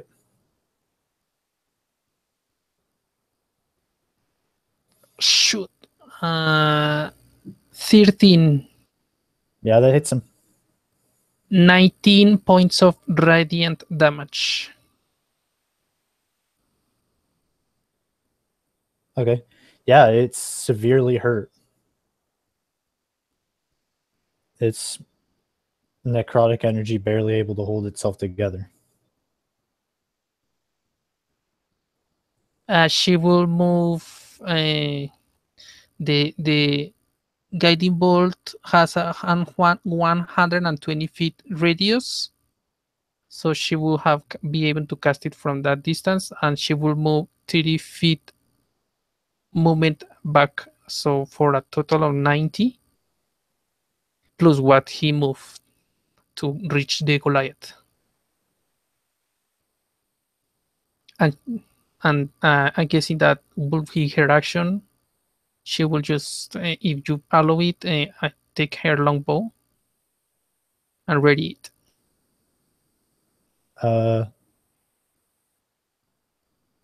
No, you cannot take out your longbow and ready it. You can take it out, and Okay. if you drop your other stuff,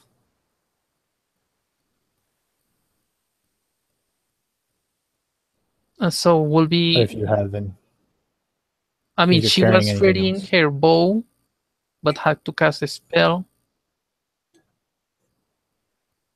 So, and the holy symbol is a necklace in her. Is in her necklace. So she will have maybe drop her arrow to cast the spell. I mean, I imagine you could just hold the arrow and the bow in one hand if you were using your amulet. So you don't Okay. need to drop the bow, but you can't ready it for an attack. Not for this round. I mean, for the next one. Yeah. So you ran out of the room. She's 90 feet, as far as she can be from the thing.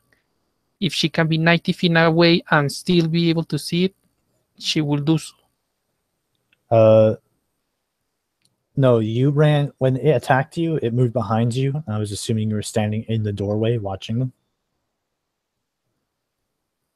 or getting ready to. And they So she used a dodge and disengage and move away further.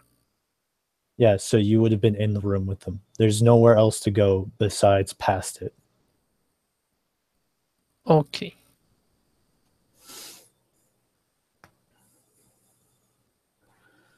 So how far is she moving away in this round? I would say about 50 feet at the very furthest.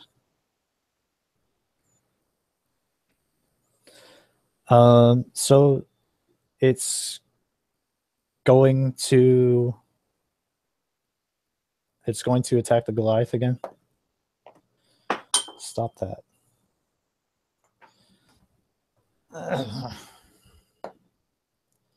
And I hate my life. Oh, that's not good.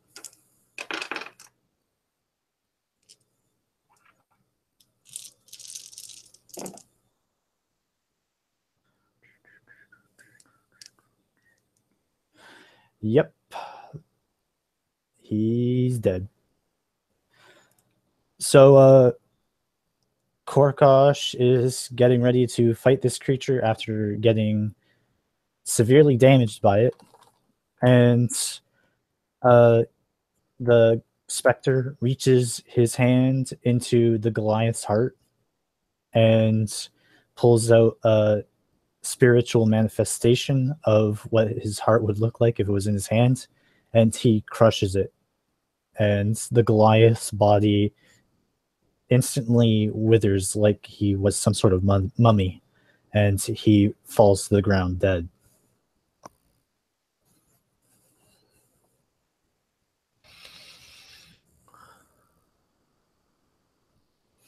The specter now looks over to Roland and Amalus. Roland, it's your turn. The ray of frost seemed to have an effect on him. So I should say that as his move action, after attacking, he moves beside you. So he haunts towards you and is now face to face with you. You weren't that far away from Korkosh, but I would say you were like 10 feet away from him.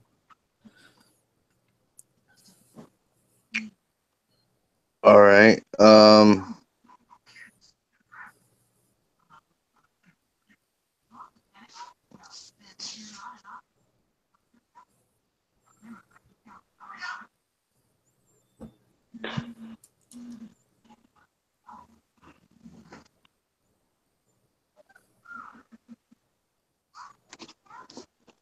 All right. I'm going to use shocking grasp. Roll an attack roll. 12. That actually hits. Maybe I'm not. I mean, I'm not getting the best rolls, but thankfully they're like not. They're still paying off. 5 damage. Yep. So the magical electricity courses through its ethereal body, and it disperses into a fine ghosty mist. The black energy that it once was forming returns back to being a bluish energy, and seems to fall onto the floor like a thick pollen. She says, "I'm out of spells and I'm pretty wounded. Let's loot this thing, this place, and get out of this dungeon." I feel bad for the guy we brought down here. He came down here for a fight. I told him it was dangerous, but I think he went how he would have wanted to go. Yeah, I mean, I'm not strong enough to move him. Neither am I. I'm gonna search his person for any kind of anything he has on him. He's got a great axe, battle axe, and a shield. He has some rations on him, but that's about it. She's looking for traps. 19. You already know that the room has no traps in it. Not even the gem? No, the amethyst inside there is not a trap. So he has no personal items on him, family photos, or well, I mean, I guess photos probably wouldn't be in a thing, but you don't really know if he has family. right. So No letters from home or nothing like that on his person. Amalis will pick a set of clothes from any of the bodies and begin to put whatever loot she finds. She will move everything outside the room, and this before he takes the jewel. And the jewel will be, she will do it with her grappling hook and a set of clothes, so they can and the grappling hook, a set of clothes, and her rope, so she can pull from the thing from outside the room. All right. Waiting for him no, to be out. the only thing that seems to be of importance on him is just his tribal amulet, and you're not sure if that has any meaning, but it's the only thing that's the only thing other than his clothing that you can take off of him. So I'll grab his shield, his axe, and his tribal amulet. Maybe somebody back at the town will know something. Maybe not. All right. So your friend seems to have this grappling hook on this amethyst. And again, the only other magical thing in this room is the sword that's just laying on the floor. Well, that's in somebody's hands. She used as I already told you, she used she will ask for a forgot for Roland's help, but she will basically take a cloth without touching anything directly. She will put a stuff in the cloth and move it outside the room, Okay. and ask him to be ready when they to pry off the gem if she is attached to the room. So be ready to And run away. Barry. Okay, so you guys pull out an assortment of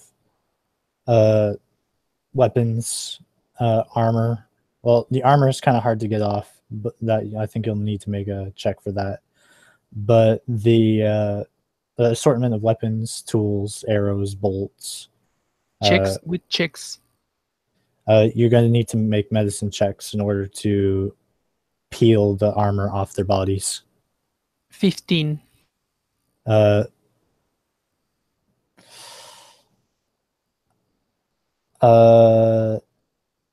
Yeah, so I got 11.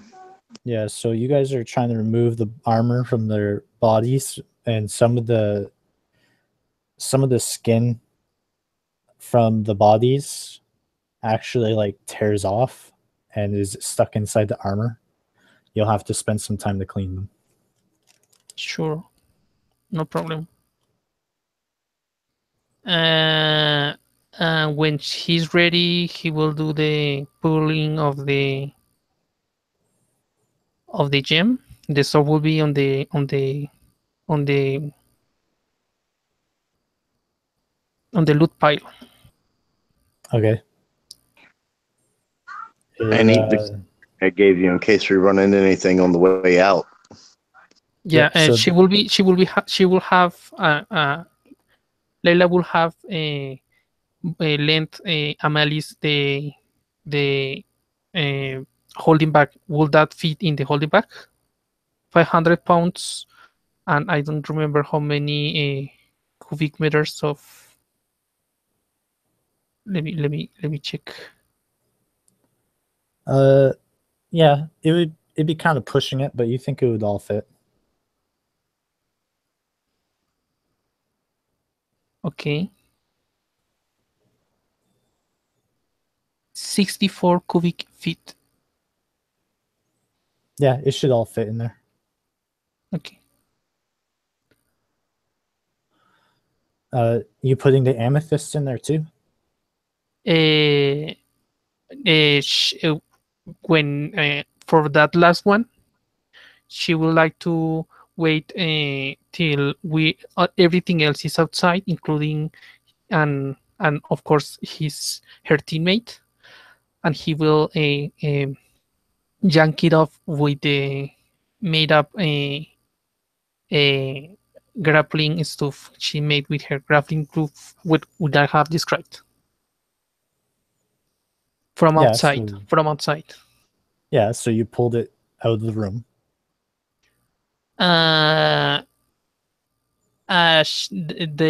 She will basically begin to run, and the gem will be holding it like a lantern, but outside the holding bag.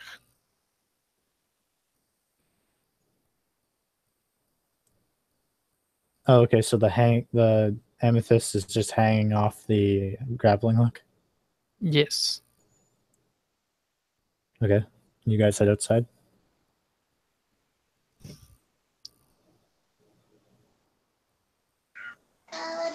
Yeah, I think at this point, we probably just would head back the way we came.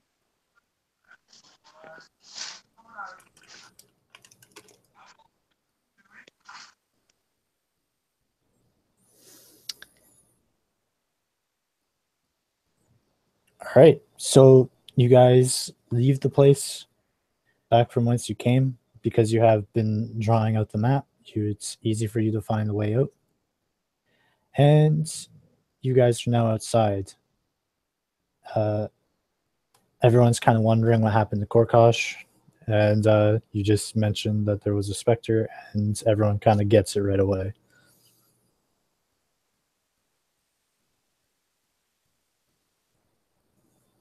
I mean, if they after a short rest and identifying round, someone can help go back inside and bring back the body, but I'm not sure if you will allow it. We can take a short rest. It's it's when we take a long rest that everything gets reset. Yeah, because the other thing she would want to do is after she has recovered some hit points, she will want to go there and burn all the bodies and maybe burn the null bodies as well in a pile, make the respective prayers for them to rest in peace and not come back as specters. And if they are willing to help to bring back the Goliath, it will be better. Roll Arcana.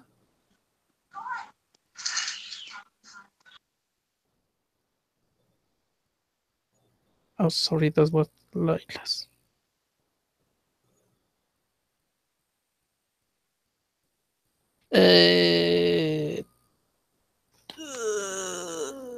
Well, Lila got a 12 and Amelis rolled a 9. Yeah.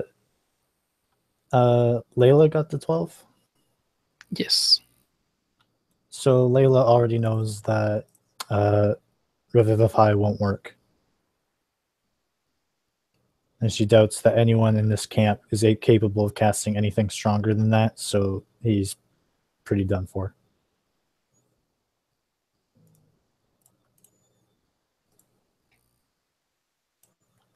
The small prayers are still in order, so. But I need to rest. Leila, help me here identifying these objects. All right. Which one of you is going to hold the amethyst? Amalis will ritual cast identify on the amethyst. All right. Basically, it's supercharged with negative energy, and when it's picked up, it will actually hurt anyone who tries to take it with their hands or any body part, really. Its main purpose is to actually keep bringing back the specter to life. So even if it gets killed, it can come back. Does the sunlight affect the gem, or how it can be destroyed? So the specter must have been the woman we got it off of. No, the amethyst was on the pedestal. You can assume they had him there to actually protect the catacombs. But you imagine that after being there for thousands of years, you'd probably get maliciously bored. Right. And ritual cast detect magic on identify on the sword. The sword is called the Plague Blade. It belongs to what it seems to be yearning to be used by someone of evil. However, it can be used by anyone. Although people who aren't it's kind of a role-playing thing, but if you are not interested in the idea of killing people, or I wouldn't even say for fun, just if you have a difficult time killing people, then this sword doesn't want you to use it. Although if your character's not interested in killing with it, then it only does it only does 1d6 necrotic damage. However, if your character doesn't give a damn about murder or killing people, even if it's reluctantly, they aren't bothered by it, like they can steel themselves mentally for it. It will do 1d12 poison damage. Fantastic! My first try in this dungeon, and we get only uh, uh, cursed items. She considers them cursed items. Well, the one is cursed. The longsword is not cursed. It's just it's stronger if you are interested or at least easily willing to perform murder. Question: would she know if the specters are weak in the sunlight? Amelis wouldn't because she's already made that religion check. Layla Okay. can make it again since it's been about a week. Why would I be rolling this low?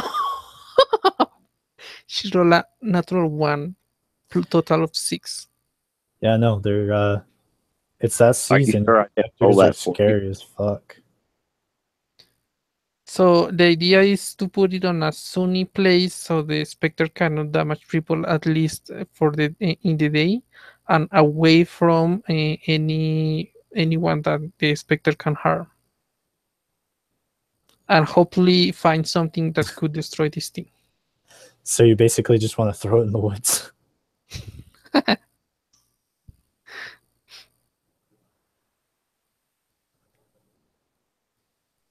So where do you put this thing? Is affected if it is put it on inside the holding bag.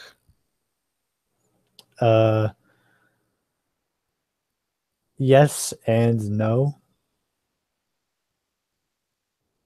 I mean, if the gem is in another plane of existence, will the specter be reviving, or will the specter will revive whatever the gemstone is?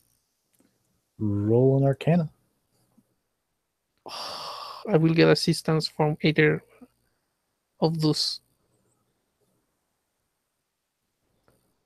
17. I will add guidance. 3 for a total of 20. Yes, if you presume that if you put this gem in your bag, it will continue to summon the specter. Unfortunately, and it will respawn, or I say respawn, it will be resummoned in the bag. However, there's nothing stopping it from leaving the bag and just attacking whoever is holding it. And how often will it re-summon it? You can guess about every hour. Every hour? And Yes. how which would be the reach of the specter respecting the gem? That is kind of ill-defined. It seems to be bound to it, but it doesn't seem to have a limit. It's a pretty powerful gem. If it does have a limit, you could assume that the specter would return to it once it's hit that range. But from what you can tell right now, there's no way to really tell how far this thing could really run if it wanted to go somewhere. She will ask for help to the. She will ask the dryad if she knows someone or something that could take this thing far away, maybe in the water, deep ocean, so it sinks and does not does not attack anyone. He says, "You know how far away we are from a source of water?" Yeah, the only other option will be to destroy it, but I don't know how to destroy it.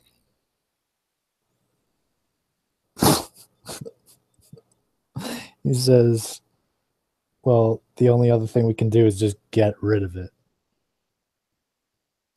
And Amelis will explain what she found about the gem, completely including that she is not certain of the range. He says, yeah, that's kind of a problem. Maybe it would be easier if we just put it back. No, because outside, if the specter is summoned outside, it will be weakened by the daylight. Well, yeah, obviously. I knew that, but if it's back in there, well, it has no reason to go hunting around looking for anything.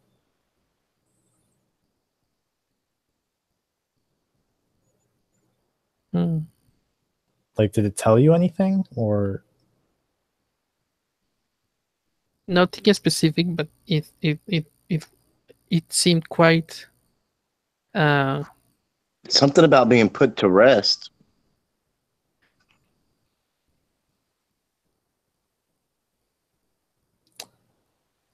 he says, well, that's pretty vague. Look, I can take it a fair distance away, but if it comes across us, there's nothing we can really do about it.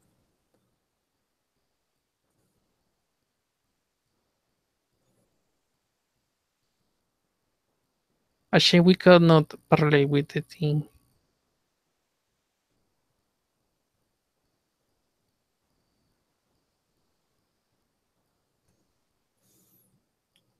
So what are you doing with it? I will ask her to test it and put it 1 mile away from at least 1 mile away from the anything that could harm in the open sun.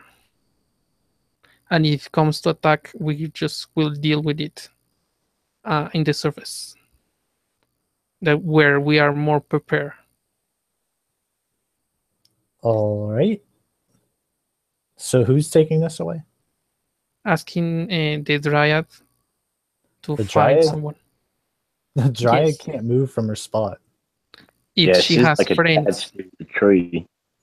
if she has friends, she can summon to do so. No, all of her friends are also dryads, and she can communicate to them, but she can't pass it off to anyone. Like, she can move to a second tree up to 60 feet away, but she can't move like to another spot. She needs direct assistance to move to another spot. Do you not know any animals that will be willing to help? I'll do it.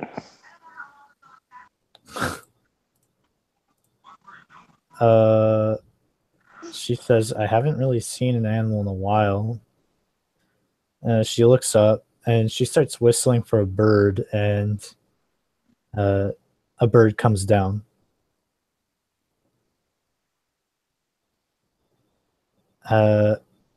She starts talking to it.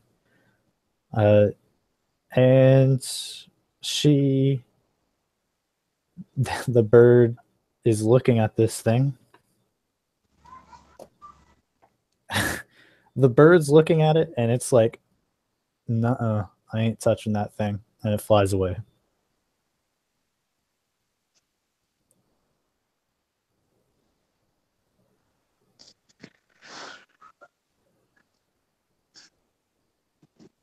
All right. How far are we from a spot that would be that open without being right on top of us? Well, I mean, you're in the Great Forest. If you wanted to lose something, it would be easy. It's easily achievable.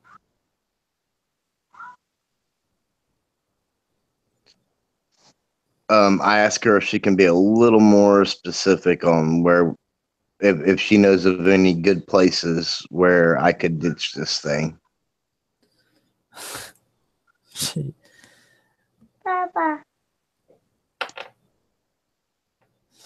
She says, I mean, there's an old tree that some squirrels used to live near. I would say about 2 kilometers away.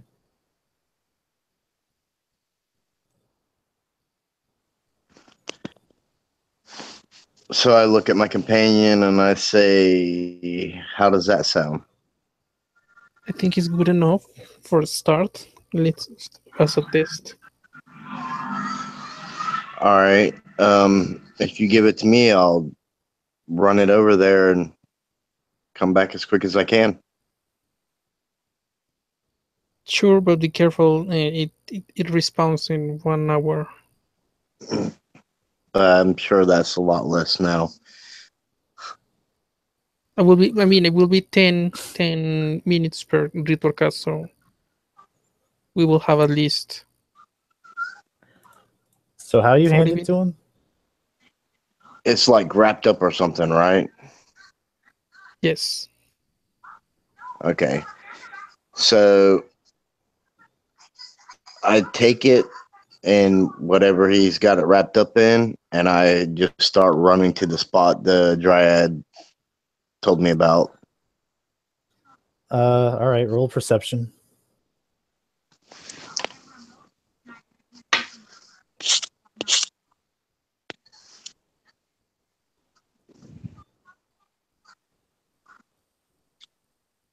Seven.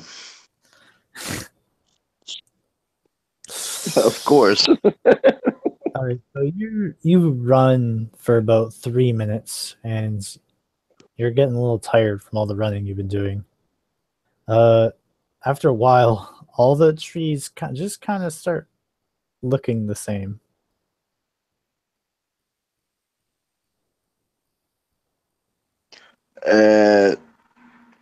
Okay, so at this point, when I feel that I'm about 2 kilometers away, All right, so you run another good minute, and you're just panting heavily. all right, I put this thing. I dig a little hole. No. Okay. Sorry. You're alone. Yeah, I dig a little hole. And I drop this thing down in it and cover it over, and I find like a good size rock or something that I can mark this spot with, and I take my knife and I carve in the that tree an X No bueno. while I'm catching my breath and everything. All right. So you And take a then quick 5-minute break, and yeah. And then I head back full speed. okay.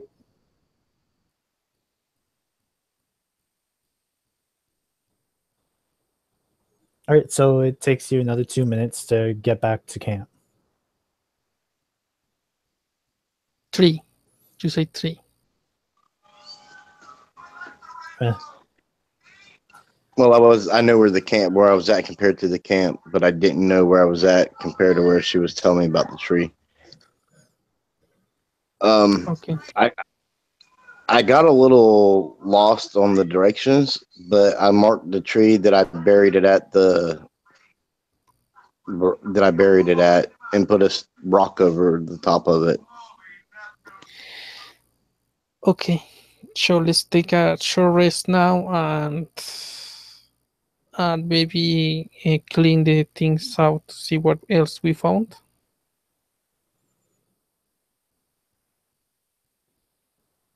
Got a 5 on the hit dice, so 8. I'm gonna say there's 3 long swords. I'll just write it down actually.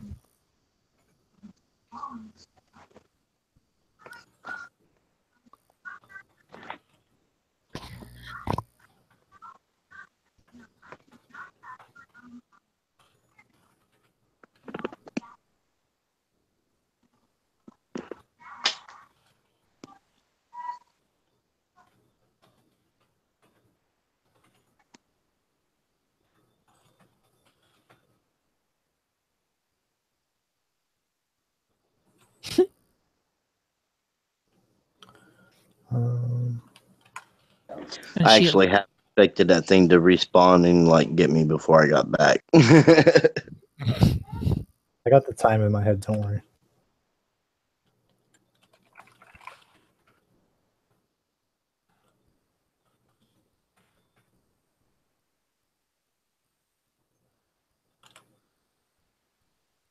Coins, coins, coins, pouch. No. Double greedy.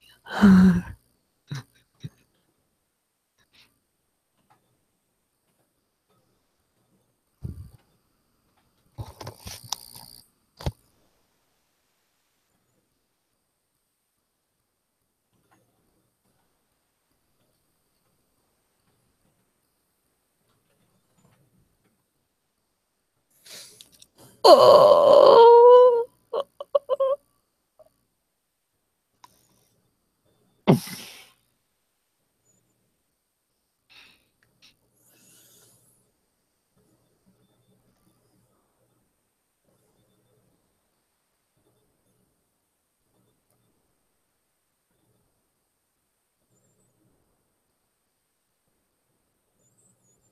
So you guys performing a short rest? Yeah.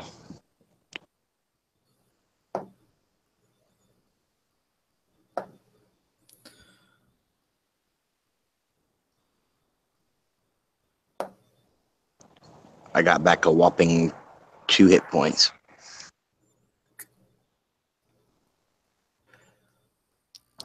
Yeah, Good thing. if I were playing Layla, Good berries.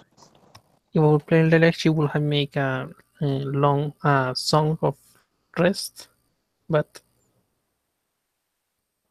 Yeah, she'll play it. really, Why wouldn't she? okay. So we get another hit die. Well, you get another D6. Oh, D6. Sorry.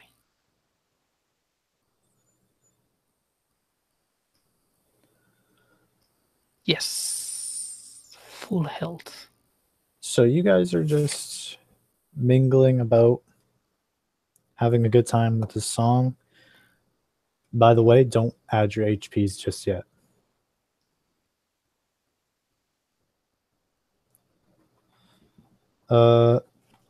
Amelis, roll for perception.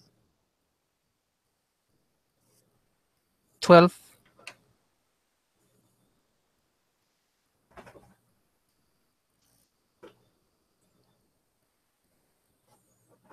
18. Roland, you're kind of enjoying the music, having a good time. When you notice the specter is coming back towards the camp From which direction? from where he came Direction I from. dropped him off at.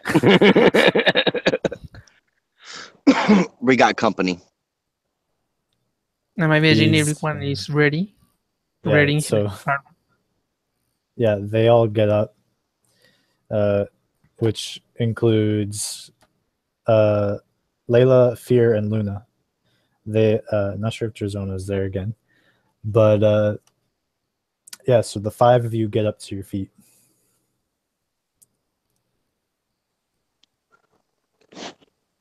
So our short rest got interrupted. Yep.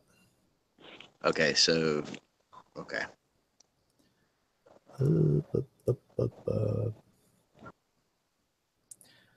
So everyone roll initiatives. Should I roll for Cursey, Lila? rolling. Yeah.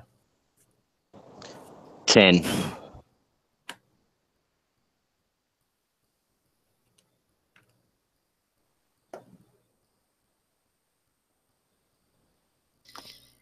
Well, Lila got a 20 and Amailis got a 15.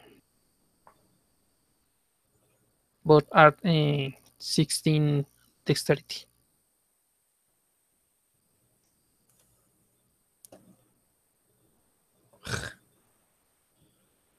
All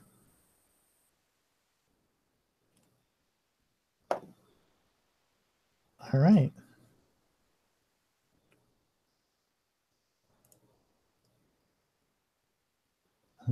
Yeah, so Layla goes first. Is the thing attacking or is... It's walking towards you. It's got its angry aura about it. She tries... I mean, we did kill it, so I don't think he's going to be happy with us. Yeah, so she tries to parlay with the thing, says, look, they brought you to the surface. You don't need to be bored anymore. You don't need... why would you still attacking? She's trying to persuade the thing to not attack the members. You can enjoy the daylight and not be trapped down there. Roll persuasion with disadvantage.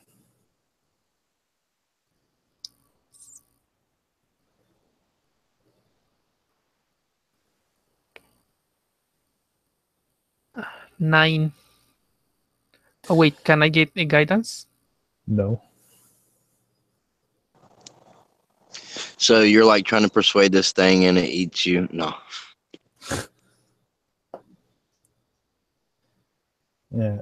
It says, you don't understand. I have to do these things.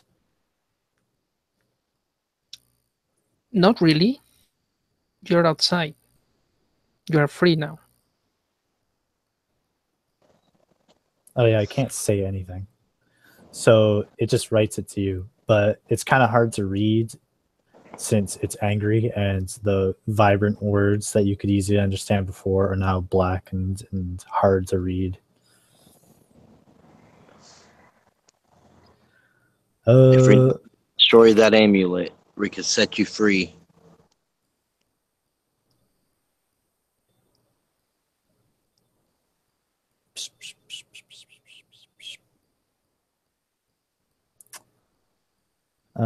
She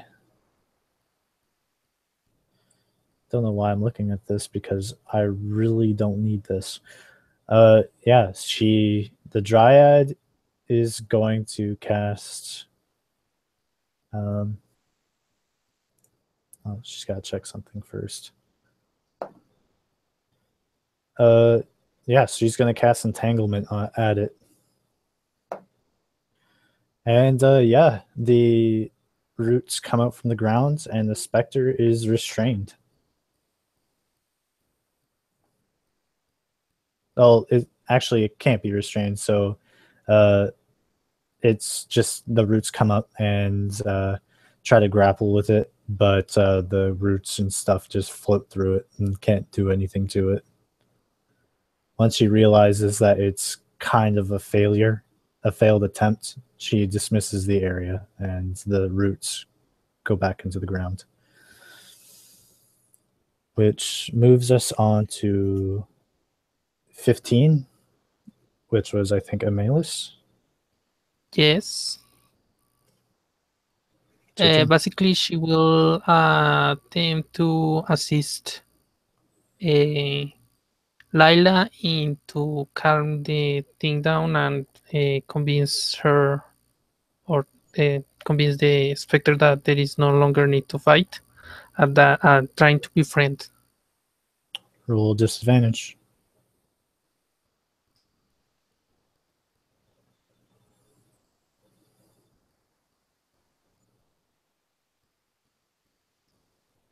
Same 9. Yeah, it's not convinced.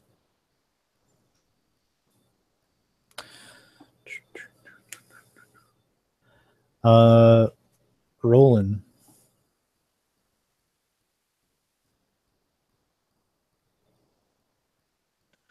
I am going to attempt to follow the theme here against my better judgment and talk to this thing.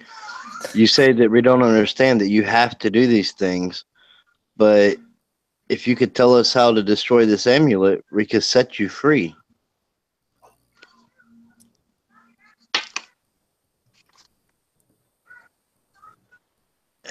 I rolled a 12. Yeah, no, you can't convince it. Also, I want you to roll an insight.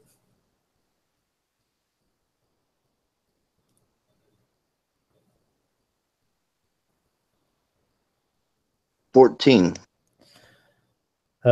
You get maybe you get the idea that from like the constant like scribblings that are now he's not even actively writing them, they're just showing up around him, and you try to make sense of it, and it's all jumbled together and hard to read, but you get the idea that maybe he doesn't know how to get rid of it.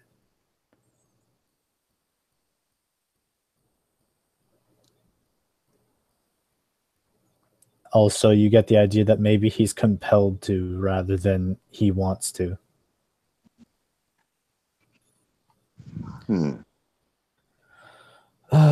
Fear is going to just pull out his weapons but not do anything because everyone seems to think that they can convince him otherwise. The specter moves up and attacks Amalus. I'm assuming a 9 doesn't hit you. No. Or, sorry, 8, but yeah. So it swipes at you, but it misses. It seems to be having difficulties seeing. Luna just holds an attack with her longbow.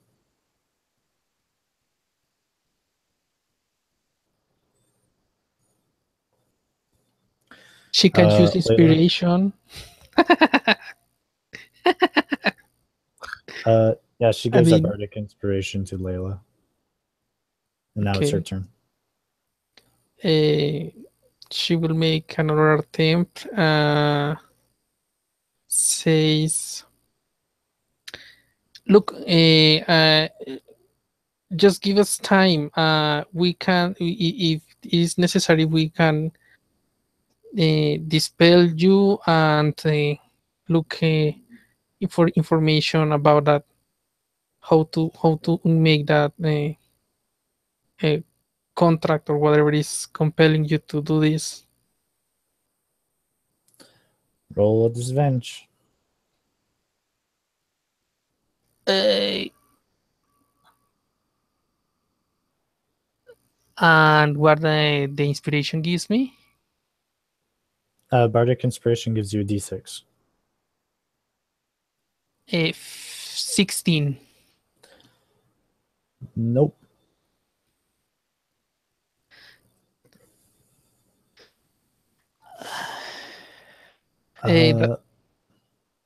Was that her action? You can use it as a bonus if you want. Okay. So basically, she will use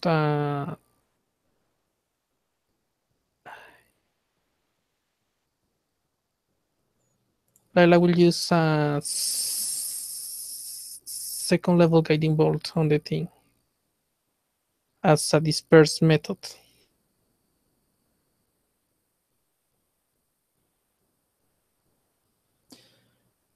Are, uh, is Amalus and Layla standing side by side? I will not think so.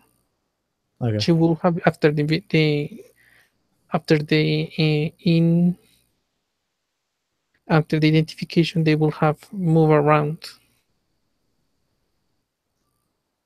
Okay. I mean, how far is the range for the song of resting? The Song of Rest has been interrupted, so it didn't work. Yeah, but how long is the range of effect? I think it's only 60 feet. So she will be around 60 feet.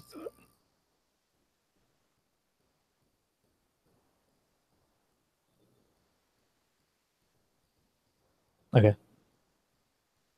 Roll an attack.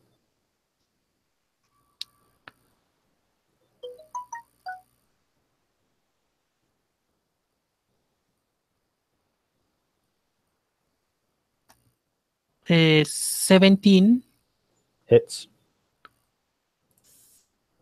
for 18 points of damage or radiant damage. Yeah, this specter is severely wounded. It's having a hard time maintaining its shape.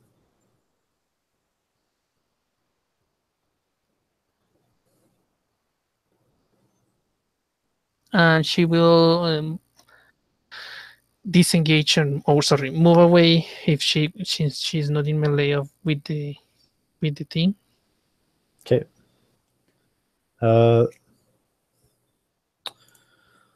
The dryad is trying to get a better look at what's going on, but it can't really help, so she just sits idly by. 15 is Amalus. The She specter will is right in front of you. she will move and she will disengage because she does not have a melee attacks effective enough. Okay. How much does it move? How much does it disengage? Let her move. It's basically like an action. I don't think it lets you actually move. It's like properly disengaging from the fight. So she will try to talk to one of the meaty, strong characters. So nobody. There are two dwarves, if I'm right, No.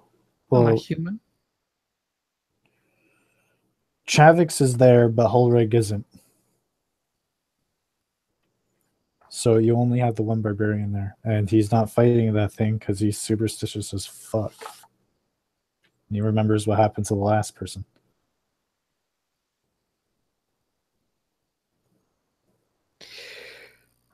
Okay, so she just is moving away, trying to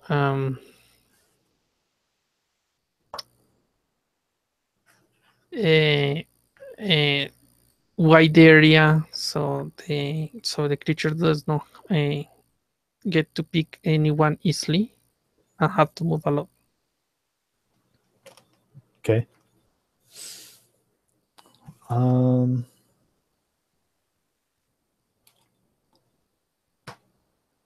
That's Fear's turn. He's going to run up and attack it with his sword.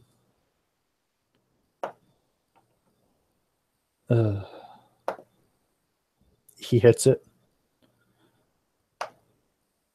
and deals two points of damage, which is enough to finish it off. So this blow seems to just barely phase the mist, but it's enough to cause it to disperse into just another pile on the ground. You can feel its energy leave. It's not far enough. It was not far enough. No, it wasn't. The only other thing, did you happen to notice any in the town where maybe someone might be who can dispel this magic? You're talking to the researcher? No, I was talking to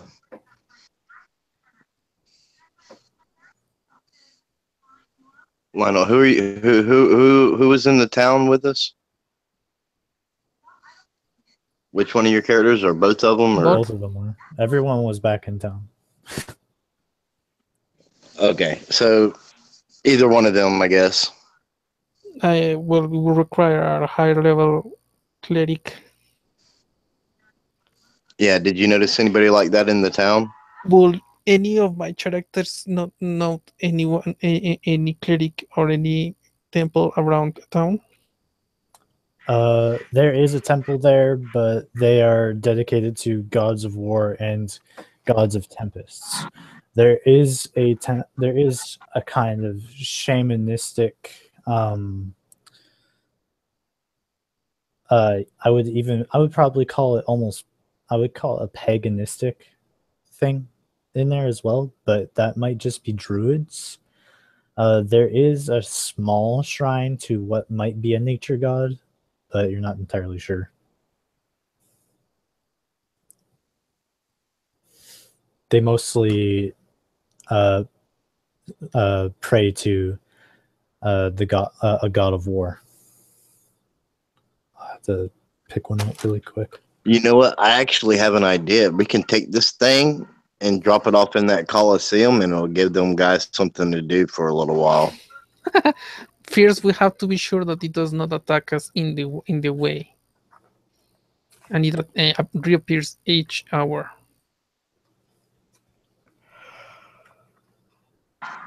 Yeah, so it would respawn like 8 times.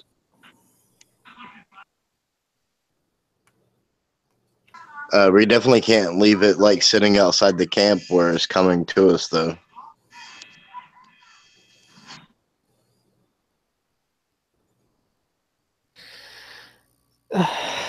The other thing will be put it back in the room, burn the bodies, and seal the thing.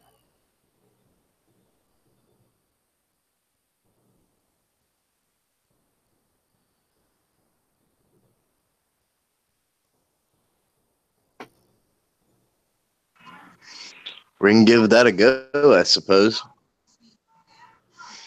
So I'll take the whatever it was wrapped up in with me, and I'll head back out to where I buried this thing. All right. It wasn't that long ago, so I won't make you roll anything. You find it pretty easily. You found your markings and where you went last.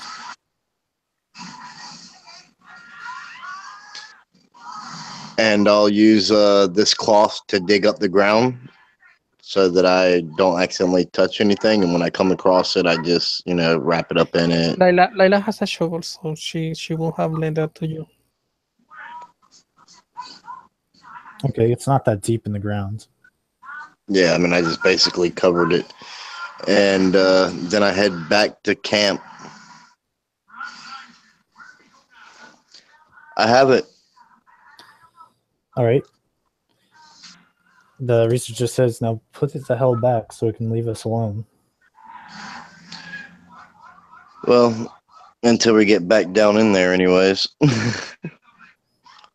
So And, basically, how much time? 6 minutes. So Lila will, Amelis will help going back with the map carefully, stealthy.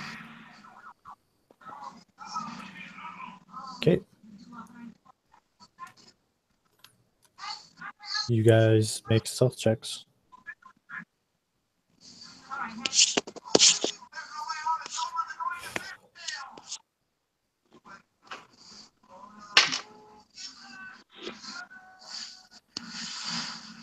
$12.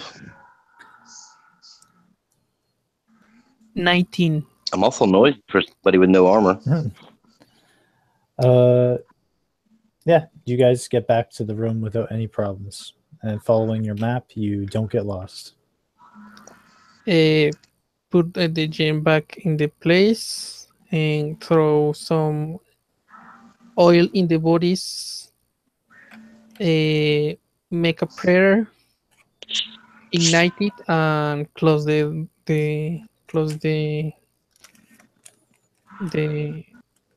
the room.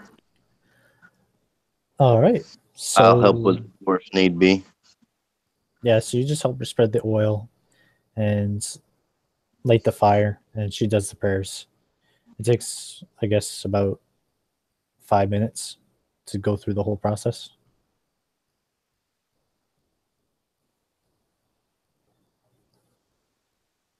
What do you do Are we next? burning the bodies on the walls too? No, only the ones in the floor. All right.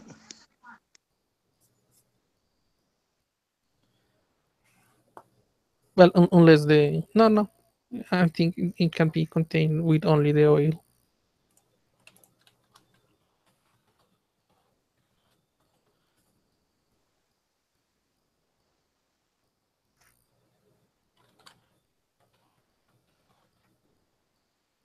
So is the door closed? Yep, you guys managed to close it. And we go back to surface. Yep. You don't encounter anything on the way And back. rest, being careful of the entrance of the general area. The spirit could come up.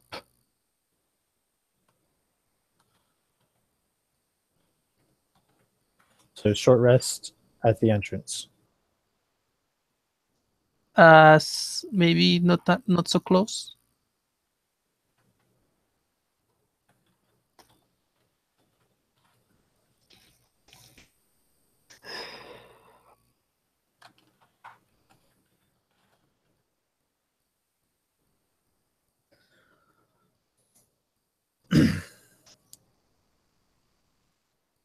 All right.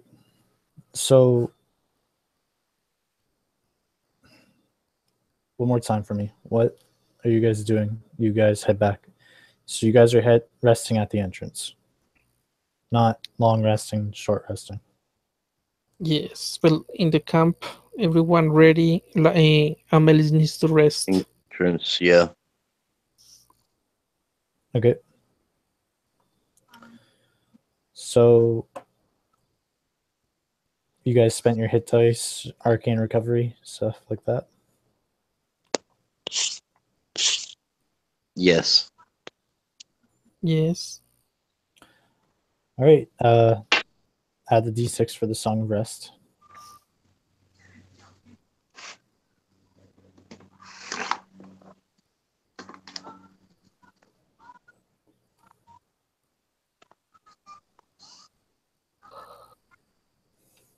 And you guys are at the entrance. Not quite down there yet, but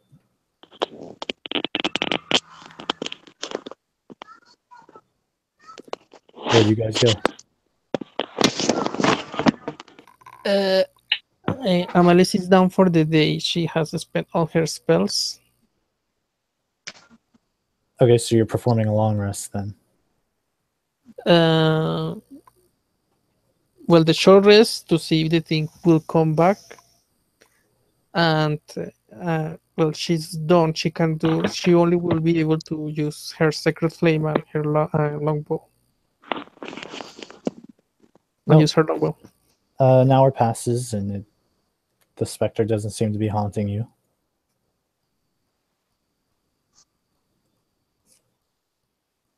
So are you ready to go back down in there, or?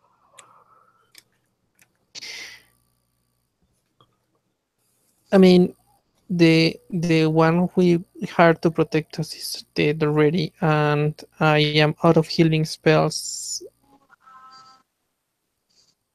I'm basically hopeless against creatures like that one. I could give you 2 of my 3 good berries.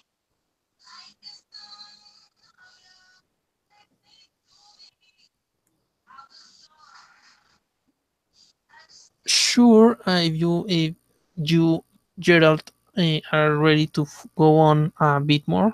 We have been 2 hours, 3 hours and a half. Hasn't been that long. Three Yeah, I hours guess and a that. half. Maybe now would be a good time to do a long rest. I mean, our past Spectre hasn't come, so and he never came up before. We disturbed him. Okay, so let's split the coins, and we will have to wait to go back to town to sell the stuff. We could downtime to go back to town to sell the stuff. Uh, well, she looked around to see if they are ready to go back to town. Do Well, we? it would be kind of pointless. You've just resupplied for another week, Yeah. and you just got there.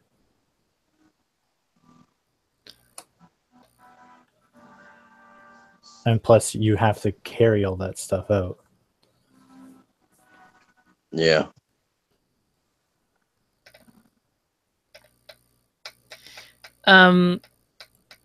I do not feel confident enough. Only my clerical spells. Maybe if you teach me how to use arcane magic, I will be ready at least to cast with cantrips.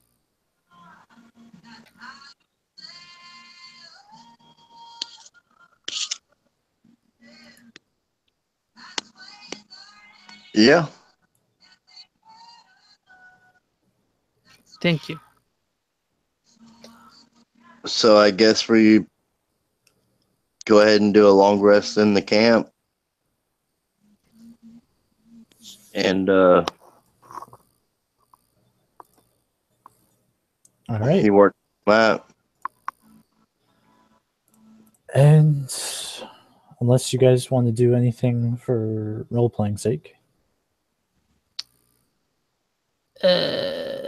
No, I mean, Amelis will be very thankful to Lila, and she will apologize to have brought that threat to the surface. Maybe if one of the characters will be ready to go with Lila, she will go back to town and sell stuff. She can use the holding bag.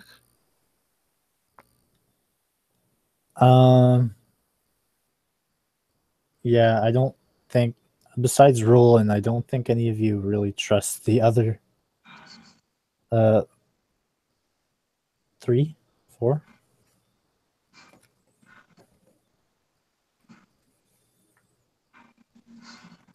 Okay, so they will both go away for a route. All right. Lila and Amelis will go back to town and sell the stuff. You sure you don't want to ask any of the other members if they want to use any of this stuff? Of course. I forgot the name. Roland, would you want to take something of this loot? Maybe useful to you. Are you No, going to share the? Are you just going to share the gold with the whole group, or are you going to keep the gold to yourselves? You say that since we two were the only ones who entered the dungeon, we will be on our right to keep the loot for us. Okay, then I'll post up the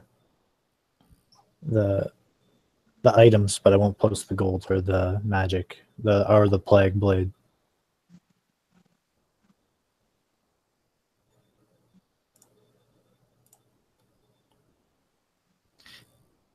The plague blade. Yep, I put its abilities in the. Neither Lila or nor Amalis will be able to use it for the extra damage. DC 12? Oh, Yeah. for the poison and the necrotic. It's a longsword. Yeah. Yeah, like basically, if your character can kill something, and not feel remorse. Like even if it's like and well, it had to die kind of thing. It doesn't necessarily have to be evil, and Yeah, you well, don't the have to have issue is, life to use it. does it hit as a magical weapon? Because if it hits as a magical weapon, then it would be useful. Yeah, it's a magic weapon. I would really hope it hits like a magical weapon. Like a +1, not being a +1. Oh, no, it's not a +1. It's poison damage. Yeah. Then let's roll for it. Even odds, unless you want it. I'm guessing you can use I longsword. can't use it. I can't use it. But if you can keep it. Aren't you a high elf? Yeah, but I mean, I got my quarterstaff, which Yeah. contains my arcane focus. So I mean, being a high elf, you can use the longsword because the sub race, give you proficiency. The only issue will be right, that you are not proficient in shield. right. But I wouldn't be like if I had the sword, I couldn't have my quarterstaff, and that would eliminate my magic. Is your arcane Okay, focus your quarterstaff? you cannot use an arcane focus as a weapon. No, it's this orb-like deal that's on it. Oh, okay. That's not exactly the word I was looking for, but Okay, Amalis might keep it, but she will not fund or use it unless it's I mean, you could really always just take the orb off and then one hand the orb and then one hand the sword.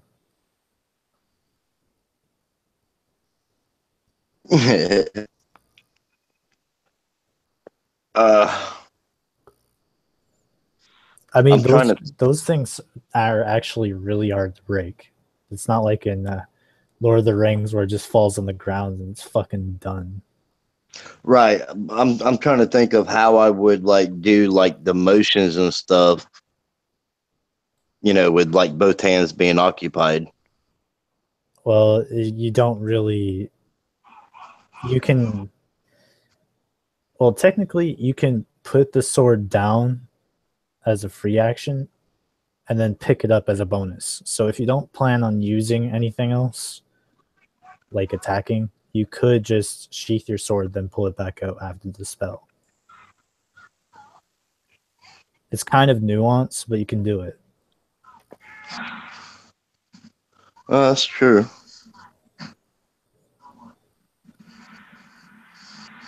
All right, sure. The image is kind of cool in my head too, so Sure, that'll work. I mean, I could even always find a blacksmith to like, embed it. yeah. I want somebody to fucking convince a blacksmith to put a. I imagine the orb is probably like. It's not an orb. I can't remember Crystal. exactly how I described it when I created the character, and Is it like I the didn't write it crystal that down. you So, have in like Gandalf does? Like it's just that crystal that's kind of like wrapped around his staff. I'm gonna have to go back and watch like how I described that in the first video, if I went into it or not, I don't think you because did. I didn't really write it down in my notes either, unless I just had it in my head. But I Well, know it was. I think there's only a small selection of arcane focuses without specifically designing one, and I think they're like crystal, orb, staff, and something else.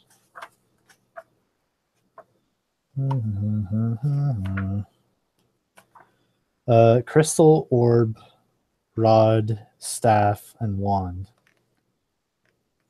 So a crystal is like would be like a like if you closed your hand without your thumb, the crystal would be about that big, and if you did the thumbs up, the crystal would be just as long as your thumb to the bottom of your hand, and it would be just about the Right. same width. That's probably what I was doing then. Yeah, you did. Because Yeah, the orb would be a little bit bigger. The orb would be like fist size. yeah. And I that would probably say a little bigger than that. Like if you put your two hands together. And that would look kind of weird on the hooked up to a staff. So, I mean, The I've seen sword in the photos like hilt, that, but in the opposite side, in the hilt, in the opposite side of the blade, like you were holding it in the. Imagine we'll be holding in the staff. Or you could do something cool, and instead of having to worry about that problem, you could have it like they have it like the anime Inuyasha, where the priest has the necklaces wrapped around his arms, and all he has to do is kind of like throw the symbols up into his hand and show it to people. You could do something like that and just have the arcane focus hanging off your wrist like a bracelet, and then just put like picking it up and using it. That way you don't have to worry about dropping it or letting go if you want to go versatile. yeah. Well, at the time of character creation, though, I didn't have the funds to do stuff like that with buying all the rations and whatnot. So I mean, like now I could definitely find like a jeweler or something to do something like that, though.